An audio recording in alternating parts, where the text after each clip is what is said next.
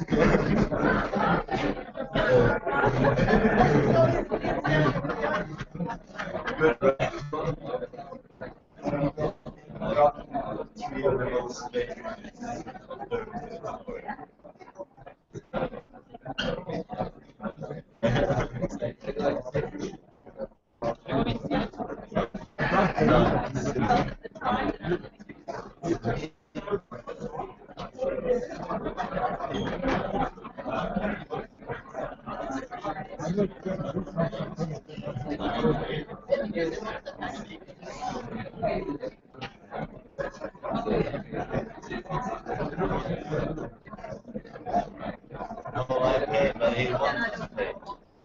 It's open to buy, so it's not my fault.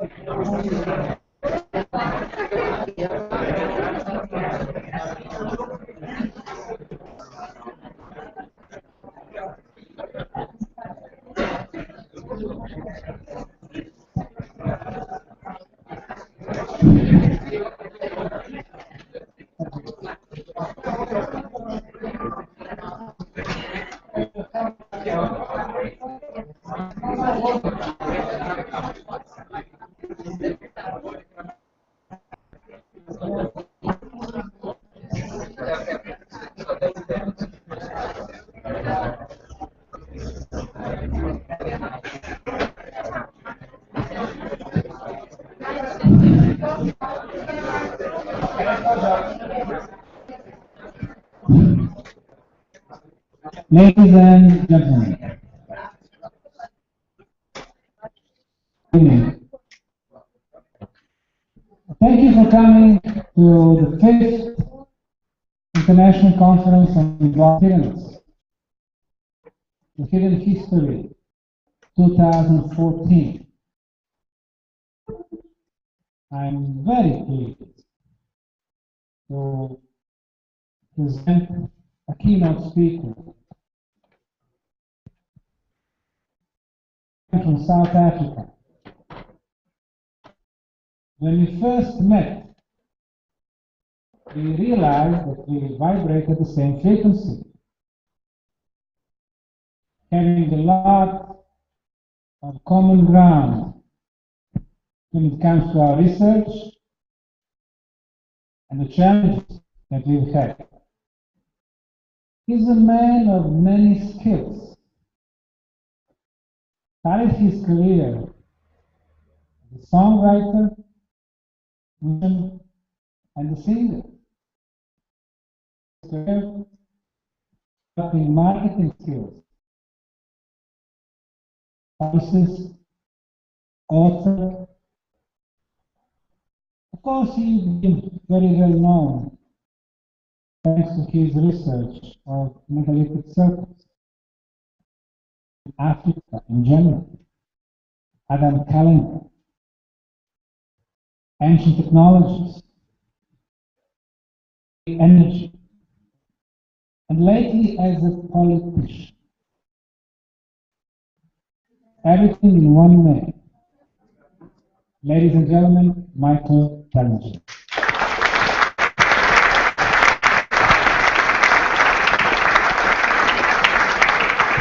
Thank you very much, sir. What a great pleasure and honor to be here in the presence of some amazing researchers and great minds, including yourselves.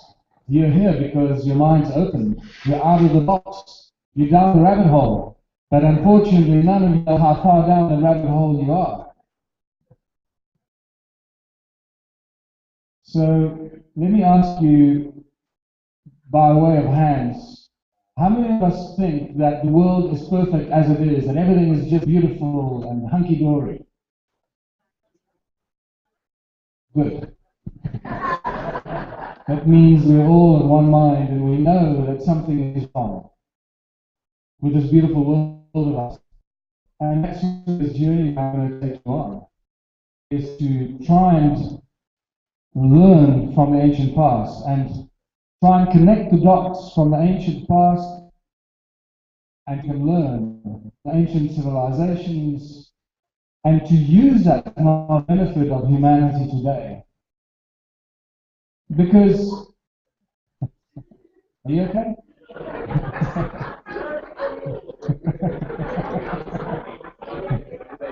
Pardon, pardon. Bonsoir, Française.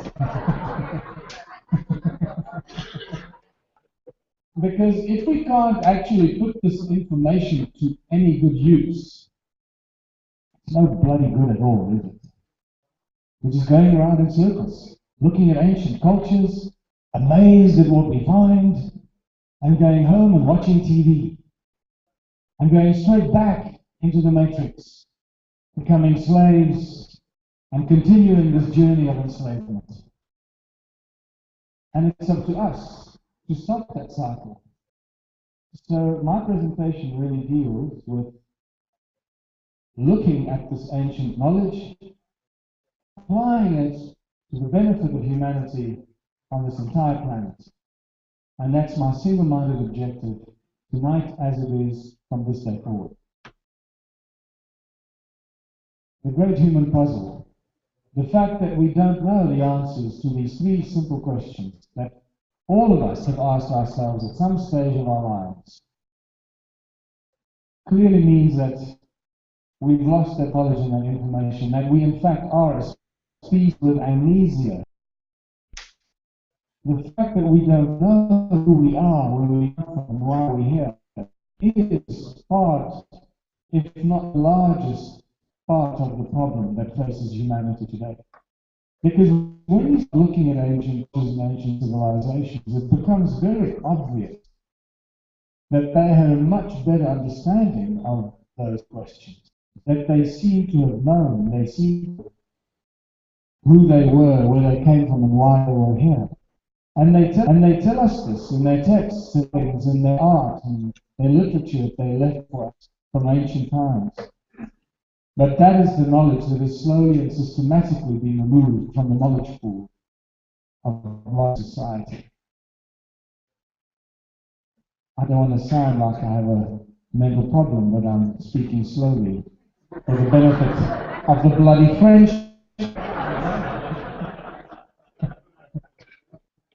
And I apologize that I can't speak both languages. But that would be weird if I had to say it twice, right? So, what you find is when you start looking back at human history is that the first thing that struck me was to say older, stranger than most of us could ever realize. And that's part of the exciting part of this journey. It is truly like turning a new page of exciting information every day once you go down this journey. And that's what keeps me going.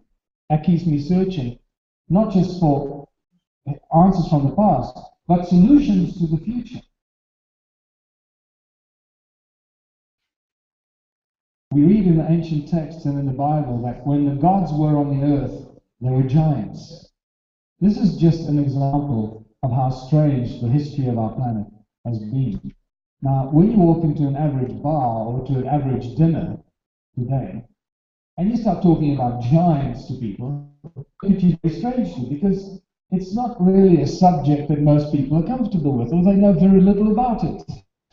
And yet, it's something that is inextricably connected to this planet, the history of this planet, and to humanity as a whole. And to show you how strange and weird the story of giants is, I feel this giant footprint that's about 2 hours from my house in South Africa. Now, when I first posted this on the internet, I had thousands of emails. I mean, within a week, we had more than 1 million hits on this YouTube clip. And I had thousands of emails from geologists and self-taught geologists and homemade geologists and PhD geologists and everyone who thought they knew anything about geology, calling me an idiot, saying, you can't leave a footprint in granite. And I know that. This is why I post this up there. This is why we have a problem, Houston. So let's not keep arguing. You can't leave a footprint in granite because there it is. Let's rather start talking about how the hell it got there. Then an email came from a Canadian who told me he was a third-generation gold prospector in the Canadian Rockies. And he said that they took gold out of granite. This is granite rock, by the way. And he said it's very easy to explain because once we take the rock, we crush it, we process it, we extract the gold, and when we leave for winter, we leave behind what you can describe as a wet cement concrete sludge. When we come back after winter, this concrete sludge has hardened, and often we find animal footprints and bird footprints in it. that have gone hard. And unless you knew that this was soft, light mixture, you'd be very confused. And that is a very easy, simple way of explaining what possibly happened here. Then I discovered that granite powder is apparently, I haven't checked this, but granite powder is apparently a component of epoxy, glue, and the block proverbially thickens. So, what is the common denominator here? It will find the word is, and we cannot get away from that mysterious obsession of humanity, gold. Another reason why I'm so excited about this, because my friend Klaus Donner, as you can see, didn't only come and look at this footprint, but he actually found the guy that left this footprint. The only problem, he found him in Ecuador, across the Atlantic. And he found the nose bone, the heel, and the skull fragment that was analyzed and proved to be remains of giants 7.5 meters tall. So now we've got a connection between giants in South Africa and giants in Ecuador, taking very large steps across the Atlantic. And this is exciting. That's what makes the journey and the story so exciting, and shows us how weird and wonderful this history of our planet was. The other interesting thing about these ancient civilizations is that they're much, much older than most of us can imagine or realize. And when I first went to Stonehenge in 2010, having worked with stone for a number of years prior to that in the stone ruins of South Africa, you get to see stones very differently the way other people look at them. And you see and recognize obvious things that other people won't see. Well, I was instantly drawn to that stone there that fell over at some stage and broke in half. Can you see that's the break? It used to stand up, it used to be connected to that corner, then it fell over and it broke.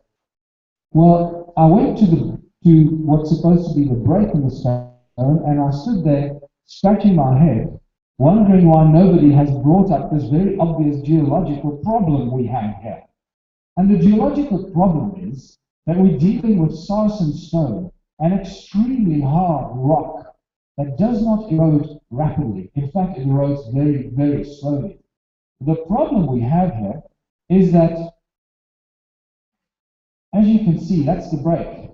We've got about 50 centimeters of erosion on the break of sarsen stone. Now, that's not possible. Not in a million years will you get erosion on sarsen stone on a break like that. It'll be a clean break, almost as clean as a knife, as sharp as a knife, if it was only a few thousand years old. And yet we have 50 centimeters of erosion. This clearly tells us that Stonehenge is extremely old, probably way more than 1 million years old. Why it's still there in this condition, I don't know. But the geology very clearly tells us we're dealing with a very, very ancient site. And these are the facts we should stick to. Now it brings us to a different part of the world, and that's Southern Africa. And this is the map that you normally see about the history of Southern Africa. And they tell us that Southern Africa was a sparsely populated part of the world. Hardly anybody lived there.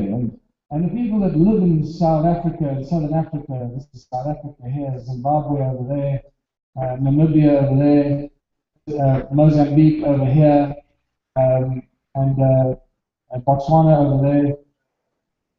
They tell us that all the people that came from up there and from East Africa and West Africa, they migrated down to Southern Africa around 3,000 years ago. But prior to that, nobody lived there. It was sparsely populated. A few hunter-gatherers here, shooting a buck here, shooting a Lord Cross. Nothing ever happened in Southern Africa. And unfortunately, that's all part of the BS that they're feeding us. Because the ancient ruins tell us a completely different story. In fact, they tell us that Southern Africa was a very densely populated part of the world, not just for a few thousand years, but for hundreds, if not millions of years. And this is what we need to deal with. To show you what some of these stone ruins look like, I'm going to just show you a few of the photographs from my book. Unfortunately, I don't have any of my books here. I have a few DVDs on a similar presentation. You can get them online. They're just very heavy to carry in a suitcase on an aeroplane. So this is what the stone circles look like. What you'll notice is that they are all circular, and yet each one is completely unique. They have internal structures. Sometimes the internal structures are complex, sometimes they're simple. And what's important to notice is the stuff in between. You can see the remainder of the wall here. There's a channel going there, another circular structure there, another circular structure there. And don't just look at the circles themselves. Look at the stuff around the circles, because there's much more, 90% more stuff lying buried beneath the soil around the stone circles. We affectionately call them stone circles, and that's what they've been called. Just another example of some of the more complex ones, and look at the stuff around it. Cool. The stuff around it, how much more there is hidden beneath the soil. This is a beautiful example of the stone circle and all the stuff buried beneath the soil around it. It's what I call like a spider's web effect that stretches away from the circle itself.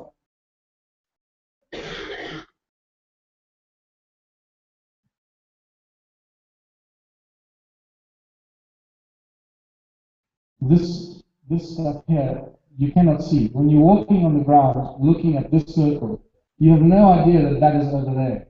Because often the grass is quite tall. Some places the grass is this tall, some places it's even taller.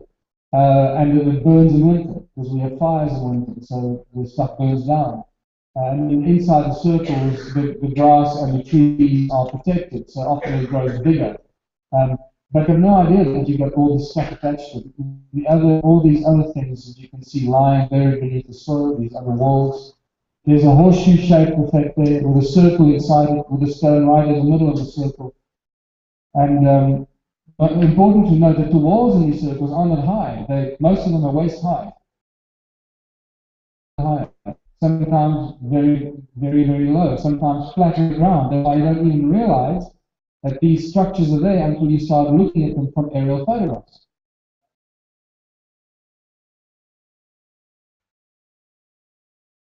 Look at all the stuff in between these, as you can see from this aerial photograph. All the stuff there shows you that this is a much larger cluster. That these two are connected by lots more stuff in between. And then we start seeing beautiful flower-shaped stone circles with channels coming out, connecting to a bigger channel here. And then a little diversion from the channel going to hexagonal-like cells. Hexagonal cells out of stone. What's going on here? And we also find out that they're not only, these stone circles aren't only pretty to look at, but they also align with the movement of the sun, north, south, east, west. But not only with north, south, east, west, with the solstices, the equinoxes, and then we also start seeing encoded in them some very interesting and very advanced and intricate sacred geometry. And you start realizing that these were not built for humans, and they were also not built for cows, because all our history books still claim that these are cattle kraal, cattle enclosures built for cows and sheep. There's a big debate whether it was cows or sheep. A very important debate.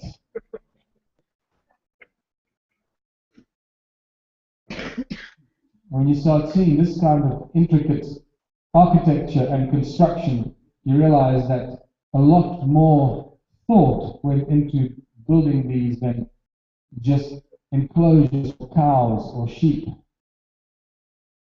The other important thing is that the channels between these stone circles run for hundreds of miles. No stone circle stands alone. They're all connected, part of a very large grid, together with that spider's web effect around it.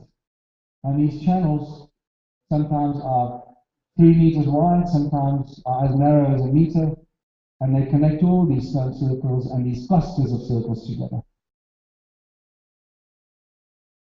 There's another channel and connects to hexagonal. You see a cluster of hexagonal cells, and I'll be coming back to those a bit later because that has just turned into a whole new area of research. Those hexagonal cells. There are lots more circles there and here, but you can't see them from this angle. Wrong time of the day, the sun is in the wrong angle. Come at a different day, you'll see them perfectly clear. Here's a beautiful example. And so it goes. Look at the stuff around the stone circles. It's all part of a large cluster. Those are not just random rock formations. Those are all part of a giant structure, all connected. I saw a kraal built by migrating tribes as they were looking for a place to stay for a little while.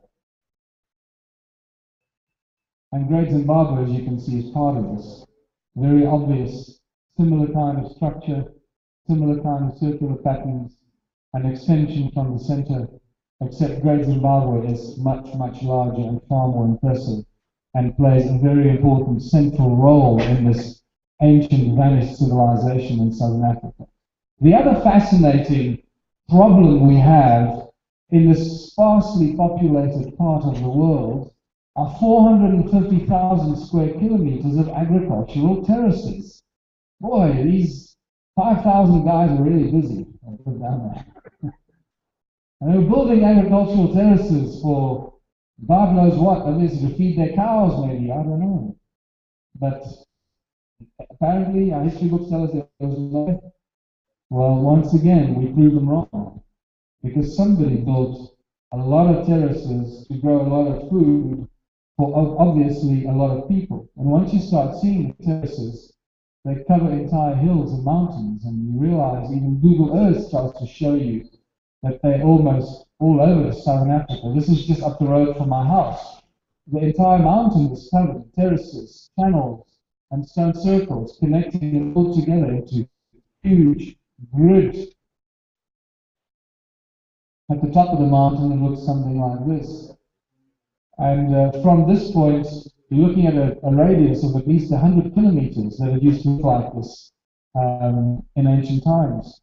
Sometimes it's destroyed by power development, sometimes it's destroyed by forestry or roads.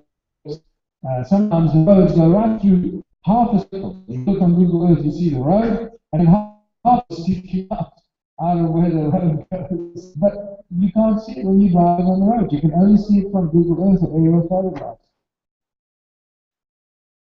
The very important thing to note about these is that all the original archaeological research that you can find clearly says that there are no doors and entrances in the original structures. And then you see the archaeological drawings from 1939 show us that there are no doors and entrances. These are complete circles connected by these channels, looking like a bunch of grapes. And then in the next sentence they say, they were built by migrating tribes. And this gets really exciting for me when you start seeing that some of these stone circles are concentric. This is the same archaeological report from 1939 from Bloemfontein University in South Africa.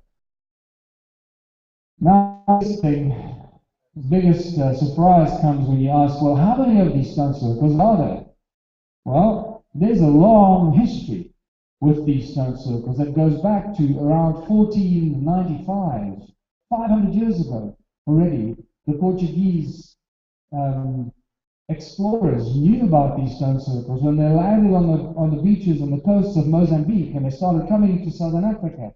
And they came across these stone circles. They write about them in their catalogs, in their reports from the late 1800s, early 1500s. But when they asked the local tribes in the area, where do these stone circles come from? Who built them? They were told very clearly, we don't know who built them. We don't know where they come from. That's what the Portuguese are told more than 500 years ago. And yet our modern historians claim they know exactly who built them, when they built them, how they built them, what they built them for. Because you see, that's how our academics have become really wise and clever. And the guys in the past were all very stupid. They knew nothing. Right? That's the problem we face, that kind of arrogance from our modern academia. In 1891, a British archaeologist by the name of Theodore Bent spent a number of years in South Africa until I think he died in 1902 or 1905 from malaria. At the time, he excavated, catalogued a lot of the stone circles on horseback in South Africa, Botswana, and also Zimbabwe. Great Zimbabwe. This is the inside of Great Zimbabwe. One of the greatest archaeological and historic sites on planet Earth because it's so mysterious and complex. But he estimated from horseback already in 1891 that there are at least 4,000 of these kind of structures in Southern Africa. Then by 1974, Roger Summers did a more accurate calculation with the technology he had, and he concluded that there are at least 20,000 or around 20,000 of these. And boy, I was very excited because I discovered this stuff only in 2005 when I was writing Slave Species of God. And I found out that I live in the land of Indiana Jones, for God's sake. This is it, you know? So I started wondering what the hell these stone circles are all about. And very shortly after this, I met with Jan Heine, who introduced me to the stone circles, and he had been photographing them from the air for about 15 years at that stage, trying to bring it to the attention of the South African authorities, with absolute ignorance and lack of response. They just completely ignore it, continuously saying, yes, they're very impressive, but they're just cattle cry of little historic value. And this is it. That's the official academic standpoint. So by the time I got involved in 2007, within 6 months, I walked through at least 1,000 of these stone circles myself, researching them, photographing them, sitting in them, sleeping in them, wondering what the hell this is all about. And then that if I can walk through 100,000 of these, I mean through 1,000 of these, there must be at least 100,000 of these. So I thought, well, I can't just put, I think there are 100,000 of these in my book. It's not going to go down very scientifically. So I thought, let me try and be as scientific about this as I can with the tools I have. So I started using aerial photographs, looking at large areas and getting averages per square kilometer, how many circles per square kilometer, how many per hectare, how many per 100 square meters, so forth. I came to the number of about 3.26 stone circles per hectare. And I calculated the size of the settlements, and I nearly fell off my chair. Because the number I came up with completely blew my mind, and I thought I was making a mistake. So I counted over and over and over again, because I didn't want to accept the number. Because the number that I faced after I finished counting, so I started counting, I only say that I counted one by one. That's not true. And you can all go and do this. Go to Google Earth and just look around Southern Africa and you'll fall off your chair. Because it's everywhere. Different times of the year, you'll see different things. It all depends on the pictures were taken by Google. What time of the day, and so forth. What time of the year, if the grass was long or short. This is south of Johannesburg. There are thousands and thousands of them south of Johannesburg, and no one's doing anything about it. This is a whole other thing. I'm going to come back to this. This is about 50 outside of Rustenburg, west of Rustenburg towards Botswana, that I grew up in. Mines, giant bloody mining colony. And this is back near where I live in Waterval-Boven and Machadodorp. You can see the terraces, the channels, the circles. By the time I finished counting, it wasn't 4,000, it wasn't 100,000, but I ended up with a number of more than 10 million of these. And the moment that you look at this, that you're staring at a completely unknown civilization that no one has ever faced before, that no one knows anything about except the stuff that I've been bloody writing. So, yes, the only information you're going to get about this is in my book. unfortunately, and that's where it sits. So we realized, well, so that was, I wasn't bragging, it's a very sad state of affairs, but it's like lone gun out there. I need some help. So we realize we know nothing about these ancient civilizations, and we have to go back to connect the dots and find out who these people were, what were they doing, why were they there, how long ago was this, because it certainly isn't within the paradigm of our current historical books and our historical time frame. So this brings me to my friend Michal Ledwith. Some of you might remember him from What the Bleak Do We Know? Michal is a walking, talking encyclopedia, one of the wisest men you'll ever find. And as you can see, he used to keep some very interesting company a long time ago. He was the advisor to the two popes, these two popes, Ratzinger and John Paul, for 17 years at the Vatican.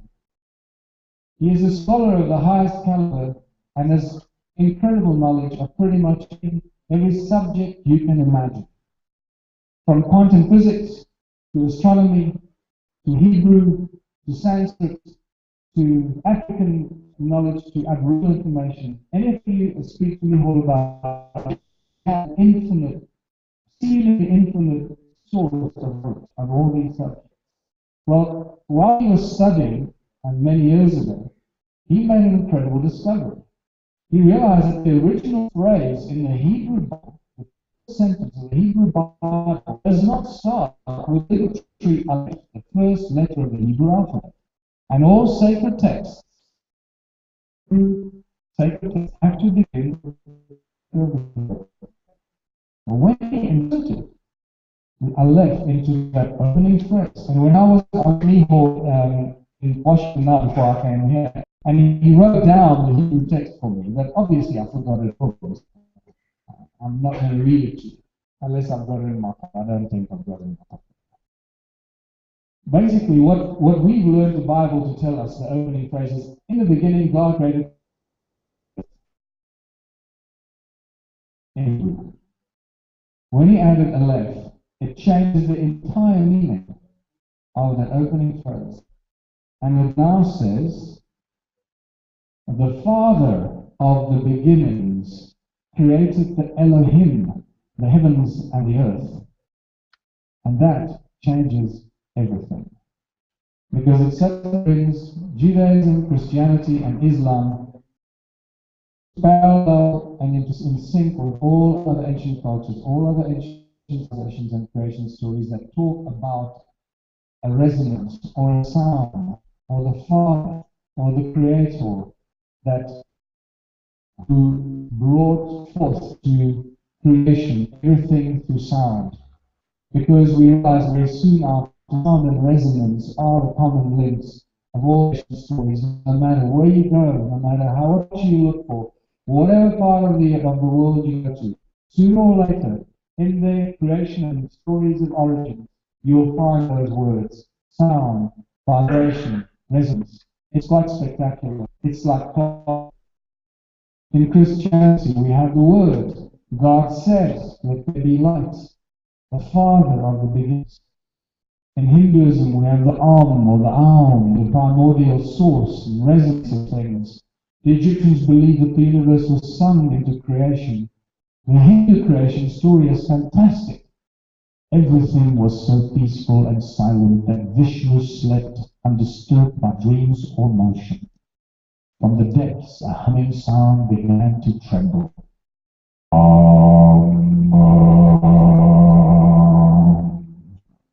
It grew and spread, filling the emptiness and throbbing with energy. The night had ended. Vishnu awoke. It's just a much more dramatic and visual version of God said, let there be light. And then we realize that all this stuff can very quickly be connected to our understanding, or our very, very childlike understanding at this stage of sacred geometry and the so-called 6 days of creation, and how all that fits together with all these creation stories, and the 6 aspects of Om in Hinduism and Buddhism, and the Mayan creation story that talks about the heart of sky and 6 other deities, including the feathered serpent They wanted to create human beings with minds who could keep the days so that they could be enslaved and dig for the gold. And we realize that the six aspects of the all-seeing eye horrors give the game away because they very clearly show us that we're dealing with resonant harmonic principles. Resonance, sound, frequency. That's what this is all about. What does this all have to do with ancient civilizations, you ask? Everything. Because they understood this, they encoded their language, they encoded it in their symbols, in their artwork, in their carvings, and they used it as a source of energy for everything they did. We're learning all about this. What Sam is discovering in what is measured in the exercise around the world, South Africa, knowledge. Pardon.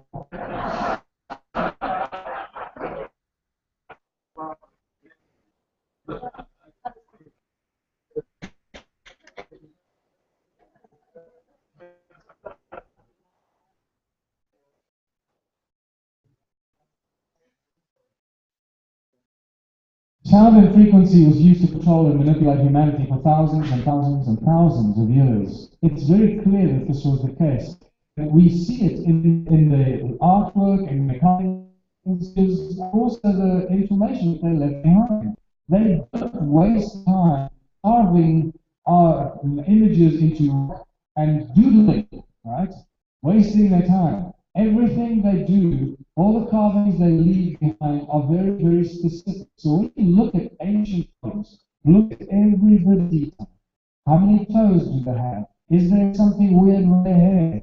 Is it actually a face or is it something else? What is on their arms and legs? What is around their waist? Look for the details in these carvings because everything has a message and nothing is wasted. So when we see all-seeing eye horrors, and we realize that it is actually the image or representation of a pineal gland, we realize that this has been a very, very strictly kept secret for a long, long time. That our pineal gland has been messed with and hampered with and controlled. And the fact that our pineal gland is the receptor, receiver, and receptor and transmitter in our brain, that we should be communicating with everybody telepathically, is a big problem. That is actually part of the species of amnesia. How do you create a species of amnesia? You prevent them from communicating with each other. I think Sam brought it up yesterday. If I can't read your mind, then I can lie to you. And if you can't read my mind, if I have to speak to you, then I'm now using a method of communication that I can deceive you with. Because I could never lie to you if you can read my mind. And yet, today, people still struggle with it. They say, oh, telepathy, what kind of nonsense is that, you know? Well, thoughts are waves, frequencies, just like sound leaving my mouth is a frequency that reaches your ears and goes through a very advanced process for you to decode this bloody frequency that is invisible, for you to understand what I'm saying. So, how many of you more or less think that you understand what I'm saying? Listen. Good. You see, so communicating, the response, there's action response, it means that there's comprehension. And yet, can you see the waves leaving my mouth, reaching your ears, going inside and going through all the processes to your brain, firing all the neurons? And no, I see that. And yet we accept it. But this is how things work. When somebody wants to communicate telepathically, they say, oh, what kind of rubbish. I must just remind you is that what kind of rubbish, I've never heard of it, is not a scientific argument. Okay. And yet people get away with it. You start telling people some amazing new stuff and they say, what kind of rubbish is that? I've never heard of it. Next time somebody says it to you, you know, that's really sad. It means you're really badly informed. Go away, do some research. When you've heard of it, come back to me, we can have a discussion. Otherwise, I'm talking to a bloody idiot because you haven't heard of it. What are you doing? Watching TV? Read some bloody books.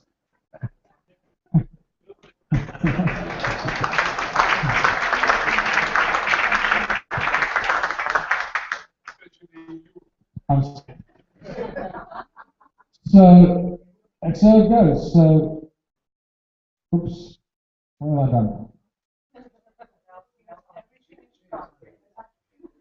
There we go. Push the wrong button.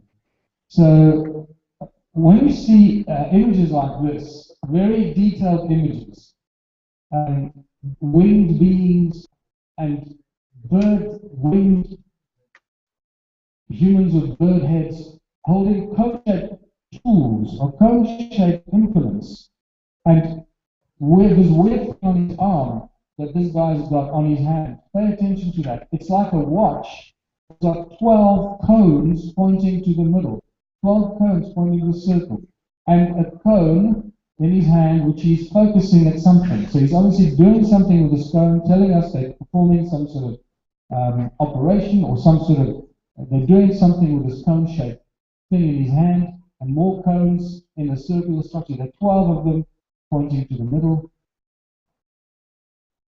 Well, and it seems that these guys were somehow controlling our pineal gland and the tree of life with DNA. Theories are going around as to what they were doing with these cone-shaped tools, but I believe it's all to do with sound and frequency, manipulating and controlling humanity with sound and frequency. And nothing has changed, because today, there's your all-seeing eye of Horus, and there's six of those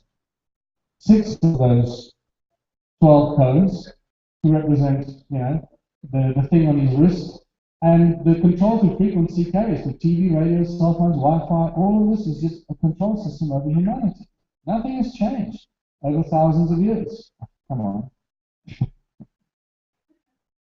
So let's go back and ask ourselves, well, what is the sound? What is this resonance? It's spectacular, because at school you get taught that sound is this way. Well, this is sound. This is sound wave. You see, sound wave on a board, and this is amplitude. This is the wavelength, and this is what you go away thinking this is what sound is. Well, that will screw you up for the rest of your life, because you'll constantly see sound as a line on a board. Sound is a living thing. It's a three-dimensional thing. Sound leaves your mouth and leaves the source, and it goes in all directions. It's not a linear thing. It doesn't go in one direction. It goes in all directions. And just because you can't hear it doesn't mean it's not there. So what we can look at sound as being is the breath of the Creator, because it tells us God said, "Let there be light." All ancient cultures tell us that everything in existence came out of the primordial sound of the Creator. And I refer to it as the prime resonance frequency, where everything in creation resonates in harmony. Nothing is in dissonance. Everything has to exist in harmonic coherence, not dissonance. Otherwise it could not coexist. And in there lies some very important answers to how we live together as a community.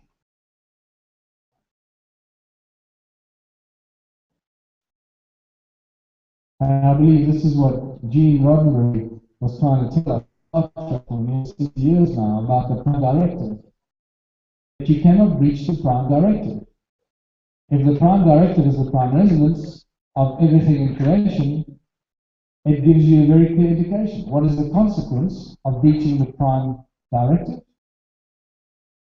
Is you begin your own demise. You become the cancer cell in the great creation. You become the disease. You are in dis-ease with everything else that's in harmony around you. And this is the message that we've been told in TV shows and blockbuster movies from Hollywood, which were more Hollywood blockbuster movies. What the hell does that mean? Where did they come up with the name Hollywood? Where does the word blockbuster? Why do they come up with these names? This is not all coincidence. This is all very neatly and carefully planned as subliminal control of humanity. This rabbit hole is deep, people.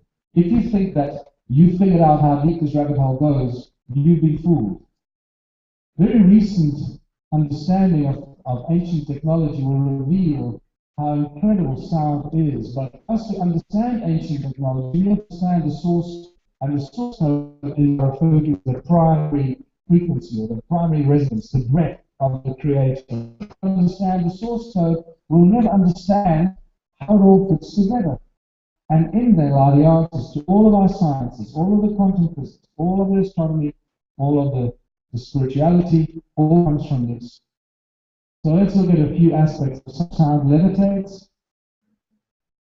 it boils water, it creates light, it creates DNA. Sound heals and destroys pathogens. Sound moves beyond the speed of light, one of the best kept secrets. And sound makes things disappear, makes things visible. It energizes water, and the air we breathe is the sound as well.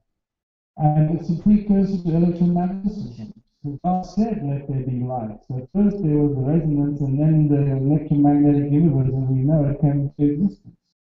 So we all understand the cymatics, the fact that sound manifests and creates physical shape and physical form.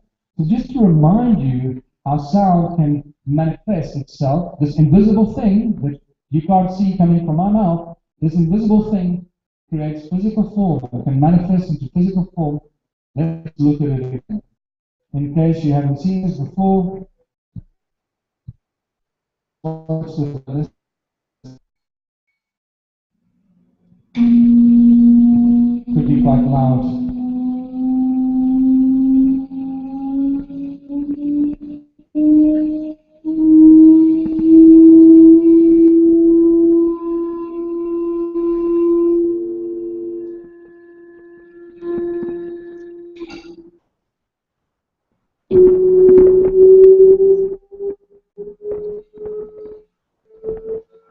Every frequency has got its own very specific shape.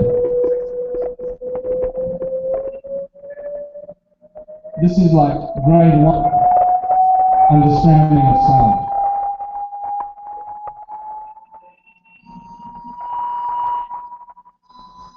I think I turned it down.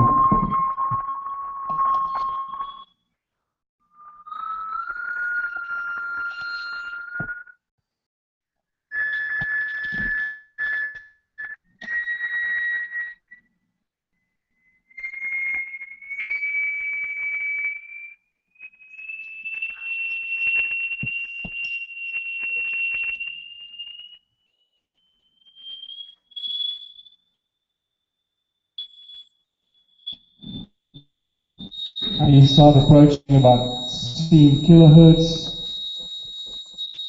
Just close your ears if it hurts your ears. And the higher the frequency, the more complex the pattern. This is what you've noticed, right? So it's very important to realize that. And eventually you'll get to frequencies that you cannot hear with your ears, and yet the patterns keep changing. They'll continue changing until they're complex. That the sand, the grains of sand is too large to form that. That's what happens here. You'll get to a frequency or frequency range, especially when you get into the ultrasound and the very high sound frequencies. The sand grains are too large to actually show the formation. That's how complex and intricate this thing is. It's truly spectacular. But just to show you, of our voices, the human voice, how many sounds we can create with our human voice. This is a spectacular, and I just happened to meet, and I forget Eric's surname now, and he lives in Ashland, Oregon, and he's the creator of the Sinoscope, where you can actually see how the human voice creates infinite number of physical forms as you speak, manifesting physical shape with your sound and your voice. It's called a Sinoscope, and now remember, you're looking at a 3D event, a sphere in two-dimensional representation.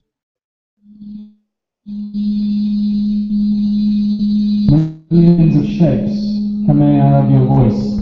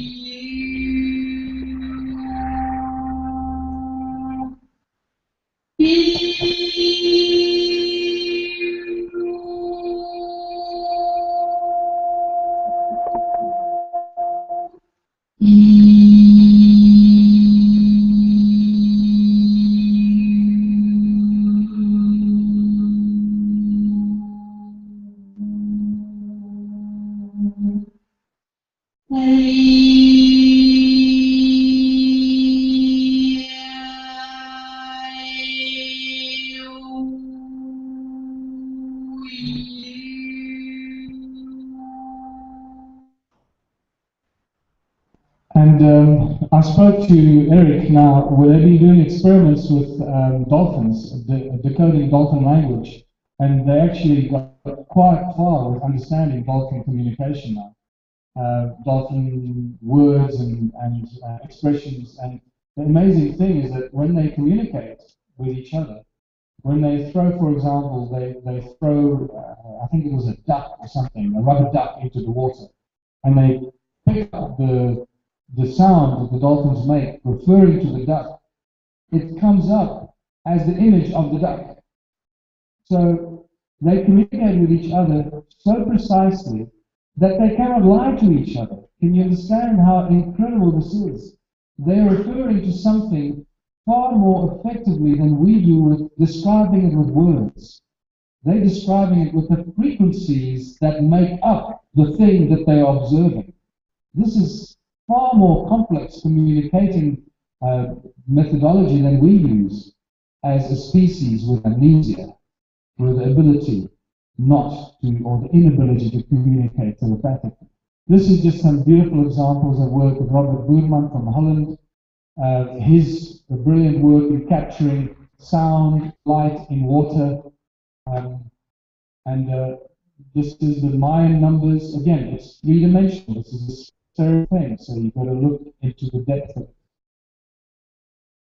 And then sound in an electron. Here's a photograph from not so long ago, several years ago, a light beam moving through an electron. And you can clearly see the coherent resonance inside that makes up the structure of the electron. So you can see this resonance from the largest to the smallest elements in our creation, understanding of creation. The original people of Australia, not the Aboriginal, this is again another one of those tricks that's being played on humanity. You'll notice that our authorities are calling native people of a country, the traditional people of a country, the Aboriginal people. They're using it more and more, as opposed to the original. And that's being used to destroy their credibility as the original people are normal or abnormal. Original, Aboriginal. So please don't refer to people as refer to them as the original people of a place. It is more accurate that way. And you're not using it to destroy the situation, the energy that goes around. And this is, everything's about energy, right? So they talk about time began when the supernatural beings awoke and broke through the surface of the earth. They moved about the earth, bringing into being the physical features of the landscape. And they did this all with three sacred songs. So what do we got here? They broke through the surface of the earth. Think of the earth as a metal plate, the sand on a metal plate, and moved about the earth, bringing into physical features the landscapes. They're describing cymatics. They're describing something happening on the surface of the earth through sound. And this is a great example here. Hans Jenny's brilliant work. Powder. This is not a liquid or a gel. This is powder on a metal plate and how it behaves with sound. This goes back to the 60s already.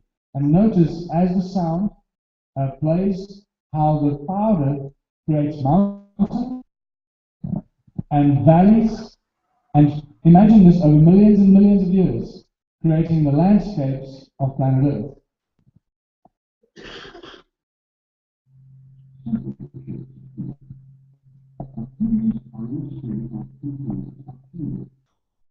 Particles are pushed outwards from the center and inwards again from the outside.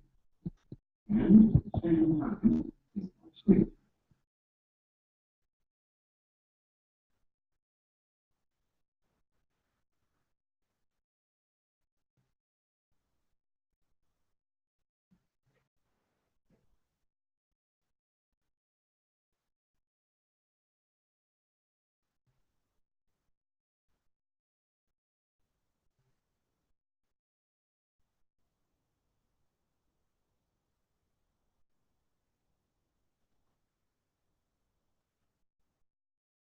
we can recognize that there was patterns on vibratory fields.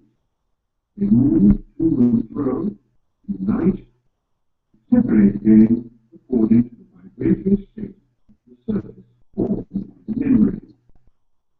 We can, as it were, move over the landscape which is in a state of vibration. If we intensify the note, if we produce a crescendo from here, the message will hurl outwards. We see thousands, eruptions, explosions, and invariably the particles into the center. So here again, even under these violently dynamic conditions, we find there is separation. You can just imagine the surface of the planet being formed through the vibration that comes from the center of the Earth. Because we know the Earth rings like a bell. Nikola Tesla told us this, and many other wise men have told us this.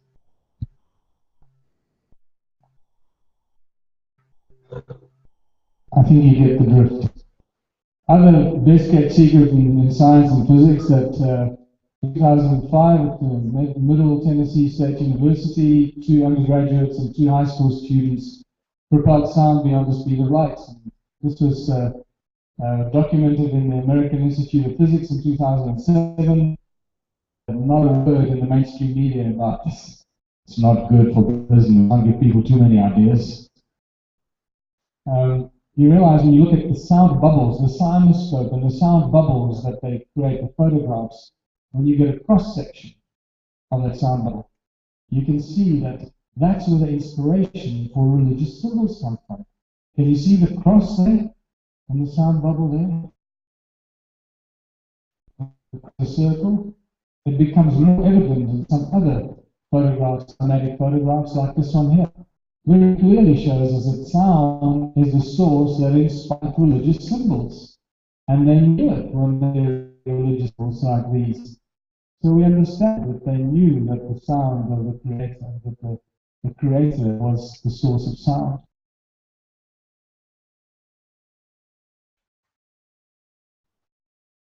Even the wheel in Native American culture is across the circle, telling us that they understood that sound heals and can cure all disease. Sound is a tool and technology. It's all around us. We use it all the time, but we hardly even think about it. Royal Raymond Wright in 1931 was voted the man that found the cure for all disease. What did he use? He used Planck's frequency to destroy cancer cells or anything else. There's his universal microscope.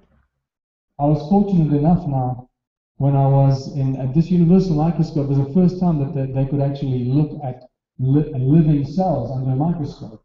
Whereas if you use an electron microscope, it actually kills the cells. And I was fortunate enough now, when I was in Sedona, Arizona, I actually held Royal Raymond Wright handwritten book on all the disease and all the frequencies in there. I photographed it, I put it on my Facebook, and people started going crazy. It's there. I've seen it in my own eyes. It's not disappeared. It's still, it exists. It's in a private collection. So it's all about the prime resonance frequency, because everything is a prime resonance frequency, and this is how it coexists in coherent resonant harmony. This is the prime resonance frequency of everything in creation. And if it's not in coherent harmonic resonance, it is in dissonance, it is in dis-ease. And this is why we get sick.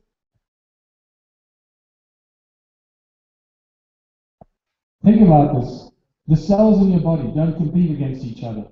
Your skin cells don't compete with your liver cells. Your liver doesn't compete with your kidneys. Your kidneys don't compete with your stomach. Your stomach doesn't compete with your heart. They all work in coherence and in harmony for the benefit of the organism. The neurons transfer information via sound, and apparently there are 7 primary frequencies that do this. And then Peter Davey, one of my favorite stories, this guy from New Zealand, he was 92 when this was taken.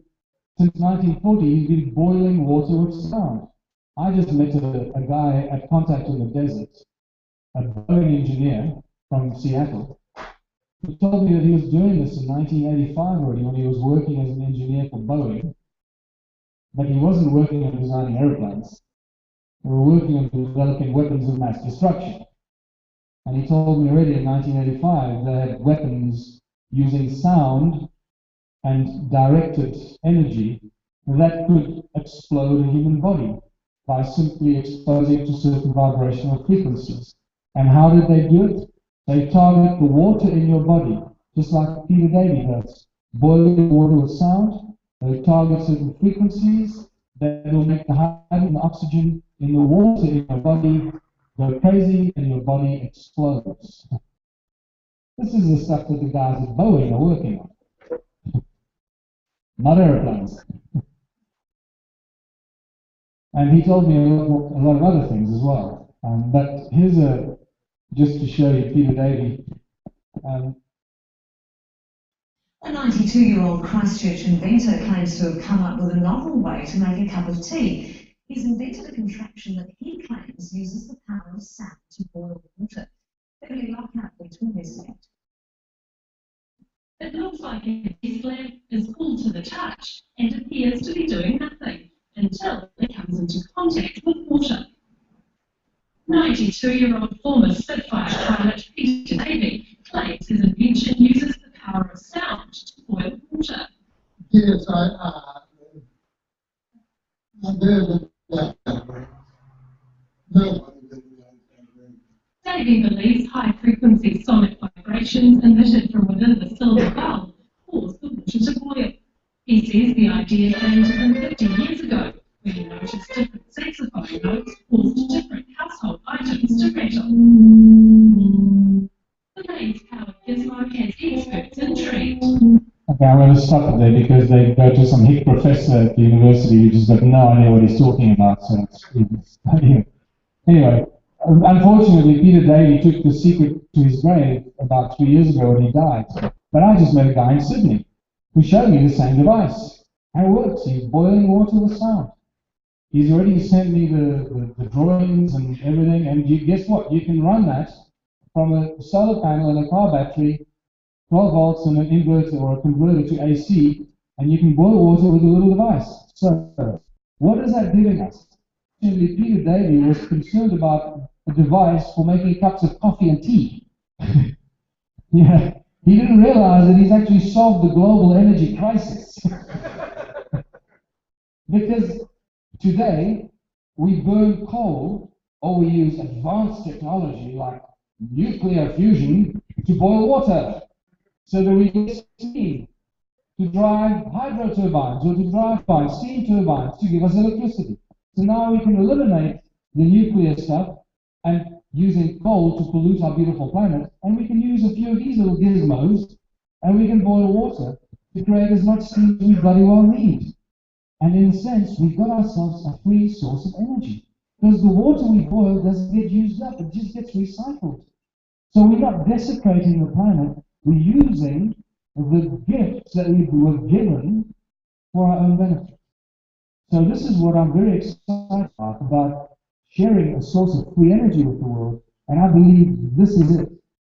Because we as a species are not going to get a source of free energy. Look, free energy is the biggest thing on everyone's minds right now. Everyone's from the weirdest, most advanced zero-point stuff and the void stuff, and it's advanced science and you can't understand it.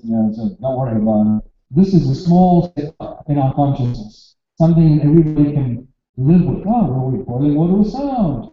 We're not boiling it with coal, we're boiling with resonance. So everybody will feel comfortable with that, and it's not a huge leap in understanding how things work.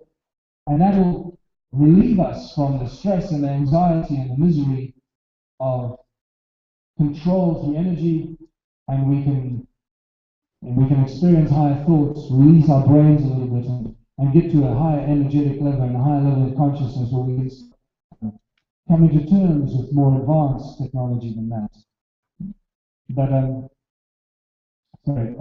sound levitates, and I'm going very slowly, so it's unfortunately going to be a lot longer. Otherwise, I might have to end this presentation soon. So this is acoustic levitation. I had a 2-hour discussion with David Deek. He lives on Long Island.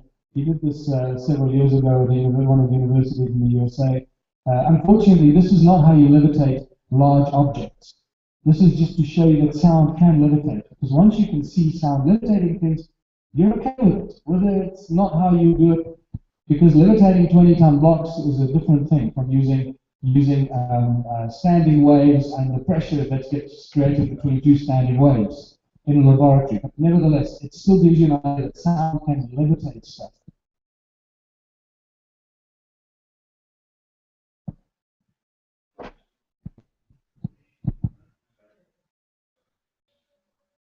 And he told me that it is so sensitive that the slightest frequency change makes them bop up and down, tumble, spin. He could make them do anything he wanted by the slightest maneuvering of the frequencies.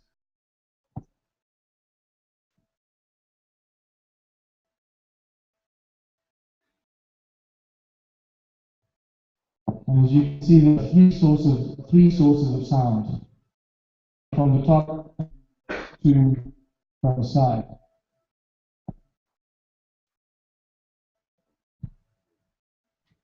Could that have something to do with being able to manifest things? Is that connected to the Holy Trinity? I'll leave it up to you to try and figure out.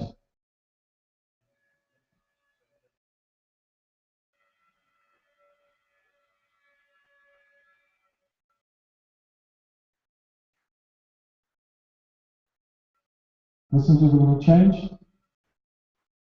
There. And it starts to spin.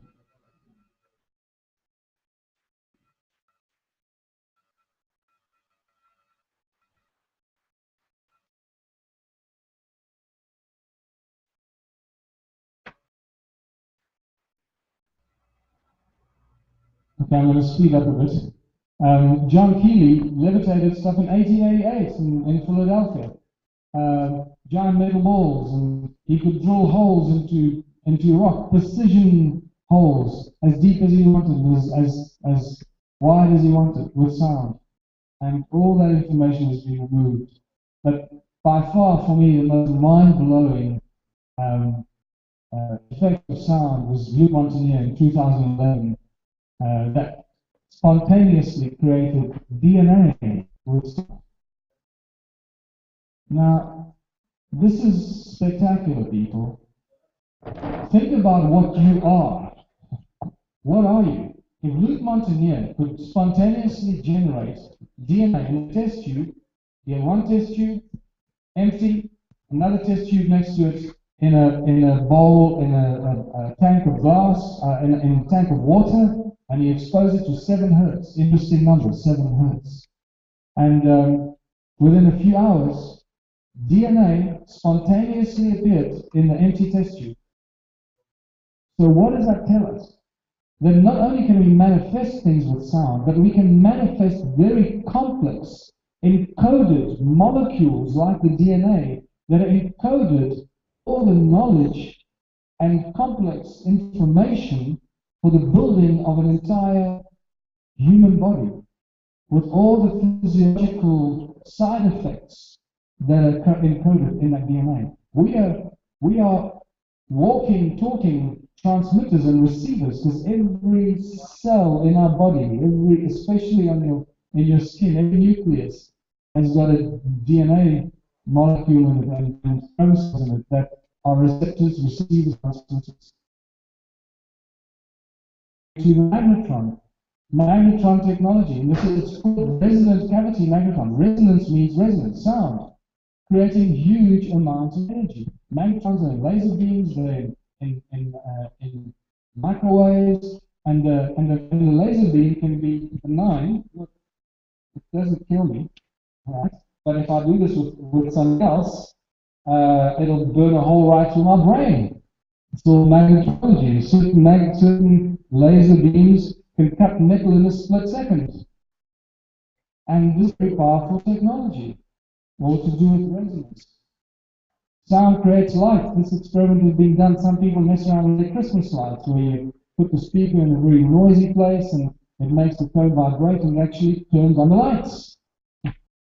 You reverse the process. Daniel Nunes in New York creates these donut-shaped vortex coils, and by putting sound into the center, he generates so much energy that he converts gas into plasma. This is spectacular. A little puny little copper coil, donut-shaped coil, and this tells us that sound is the ultimate source of free energy. Because if sound and the resonance of the Creator is responsible for everything in creation, we should be able to use sound for everything in our reality. And this is what I've come back to Nikola Tesla told us. The earth rings like a bell. And I believe that this is really the sound resonance of Mother Earth.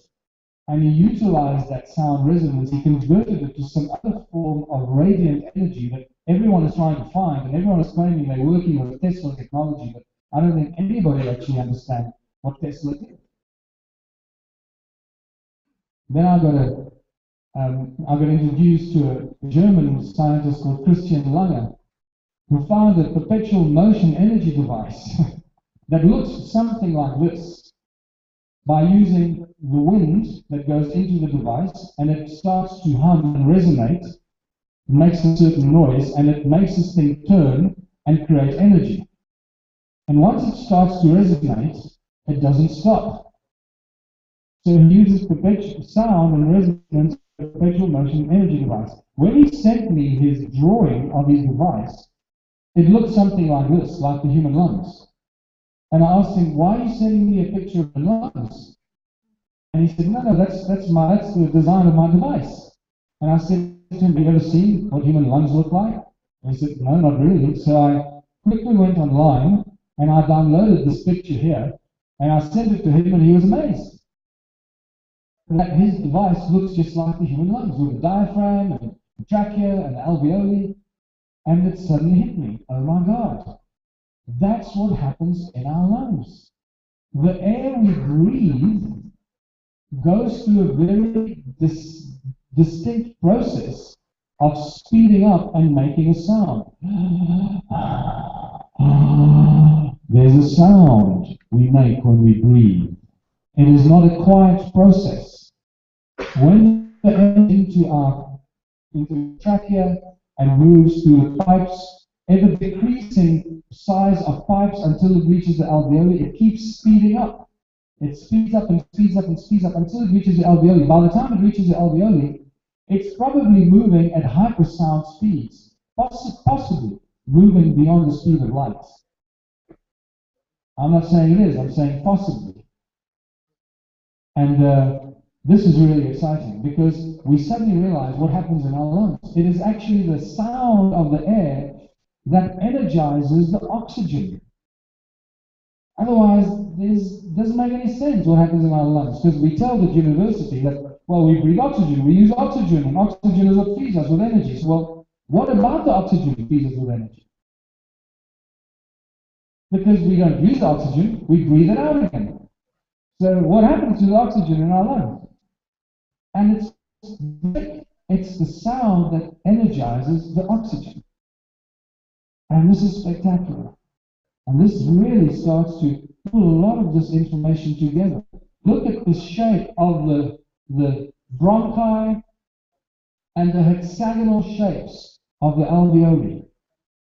This was a huge moment for me when this suddenly hit me. Because when you see the measurements of the stone circles in South Africa, I realized that what we're dealing with here is magnetron technology generating huge amounts of energy and pushing that energy through possibly sound. There's a lot more about that, but I don't think we've got enough time here. Into these hexagonal clusters that act as lungs. And sometimes there's another one. There you go, the channel leading up to the hexagonal clusters there. And some parts of the stone ruins in South Africa actually look like this here. Look carefully at this. This is 5 by 5 kilometers. It's very similar to the histology of the cells in your lungs that look something like this. Okay, they're not dwellings. This is something else. he realized that what these guys were doing is not only generating huge amounts of energy, also probably creating an atmosphere, or geoengineering, or generating oxygen, or exciting the oxygen and the components of the air that we breathe. It's getting more and more exciting and mysterious about what was going on there. It's another part of that lung, that giant lung in South Africa. And then on the 5th of August, this news broke that sound acts as a cloak of invisibility. That you can hide things with sound. And then in this article, I talk about this plastic pyramid. They made this plastic pyramid like this. And when they expose it to certain frequencies of sound, the pyramid itself and everything beneath it disappears. It vanishes from sight. And you go, remember, you expose it to a certain sound, and it disappears. And it makes you think, look at that shape. Is this why the people in the East built their temples like this? So when the Buddhists chant from tops of their mountains, and they got marauding armies of enemies coming towards them, they just sit in their temple and they go, and their temple disappears from sight, not to be seen. I'm telling you, that's what's going on here. We can't process this kind of thing. I also know because James at the Essetti Ranch told me, before I showed him this, he told me that he was somewhere with some people doing some spiritual work. They were in a water bath, a hot bath, and they were toning. They were making the toning sounds. And he said his eyes were closed, and at one stage he opened his eyes, and the building was gone. And he got such a fright in the moment of realization that it was gone. It all came back. And so I'm connecting these dots for you. Do with this information what you want. And that brings us back to taking control of humanity with cone-shaped tools. And we can't get away from this. And I've called it the ice cream cone phenomenon, because this is what you find all over the world. Edley Skolman built Coral Castle at the southern tip of Florida with ice cream cones in his hands. That's what was displayed by two schoolboys that saw him moving these large 5-10-ton blocks with ice cream cones effortlessly. Coral Castle is impossible. You can't chisel the coral. It splinters. You have to use very advanced technology to cut it. Very advanced saws to cut it. These cone-shaped tools like these I've been picking up around the stone ruins in South Africa, Botswana, Zimbabwe, and you start seeing these cone-shaped tools everywhere. This is from an ancient iron mine in England. Egypt is full of cone-shaped tools. Unfortunately, our poor Egyptologists have no bloody idea what they're for. The Native American medicine men used cone-shaped tools in the kivas, in their ceremonies. What do they do with them? They hit them together to make a sound. Great Zimbabwe, the main feature is a giant cone facing the sky, and there are many smaller cones in the ruins around it. All the other ruins around Great Zimbabwe, each one has a cone either inside or outside of it facing the sky. Even in Australia, I was given a cone-shaped tool by a woman that has been collecting them. And then I found these amazing cone-shaped tools in the Rosicrucian Museum in San Jose. The amazing thing about this is that they're filled with cuneiform text, telling us that these cone-shaped tools commemorate the building of the temple. Specifically, one of them mentions the building of the temple of Inanna with cone-shaped tools. And suddenly we have a connection. Ancient temples in Samaria, Edley Skolman and Coral Castle in southern Florida, using cone-shaped tools to build these huge megalithic structures. And I think we have ourselves a very important tool. What is a cone? A cone creates a vortex. Cone creates a Caesar beam. And Caesar technology has only been discovered in 2009. Well, I guess it was being discovered long before that, but only in 2009 was humanity told about Caesar technology. What have we got in our eyes? We've got rods and cones. And suddenly you realize, oh my God, this is it. Our ability to do things with our eyes is being shut off. We should be able to do all kinds of stuff because our eyes, our optic nerve is connected to our pineal gland. And because our pineal gland has been severely traumatized, we can't use our eyes the way that Superman could. And we should all be supermen and women doing amazing things. What's all the activity in Southern Africa all about? It's all about the gold. Always about the gold. All ancient cultures tell us that the gold belongs to the gods, every single one. When the conquistadors and the explorers discovered the ancient culture, everyone seems to have huge amounts of gold. But one of the greatest technological examples of ancient technology is the Ark of the Covenant. If you read your Bible, you'll know it was a powerful, powerful device that could smite and kill people that touched it. And it was a weird, bloody thing. Trying to figure out what the hell it was.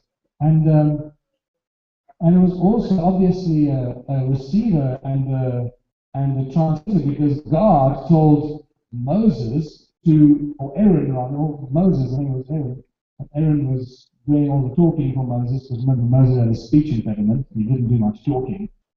A bit of detail that is often forgotten.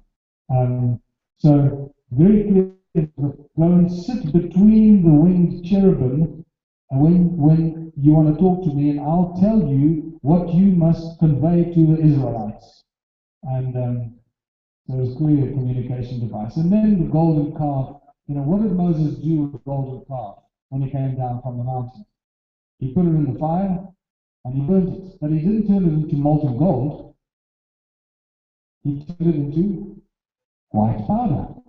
And then he made the Israelites drink the white powder. And in that moment we realize that even in the Bible we get given the secrets of this golden mystery, which I call the golden sacrifice. It is not about the gold, shiny yellow metal. It's about the white powder that Moses made as the alchemist. Remember, Moses was a privileged child from the house of pharaohs. Through business schools, he was an alchemist and a wise man, high standard. He created monoatomic gold, almost white powder of gold, whatever you want to call it, manna from heaven. This is a very important understanding. Monoatomic gold exists because gold exists as Au2. The one golden atom binds with another golden atom because of the valency in the outside orbit. So it actually forms a stable atom as Au2. But if you prevent the one golden atom to bind with the other one, it'll bind with something, start creating what's referred to as monoatomic gold. And it does weird things. It acts as a superconductor. It conducts information instantly without loss of information or creation of heat. It emits this weird single frequency of light. It heals faulty cells in DNA. It pretty much cures all disease.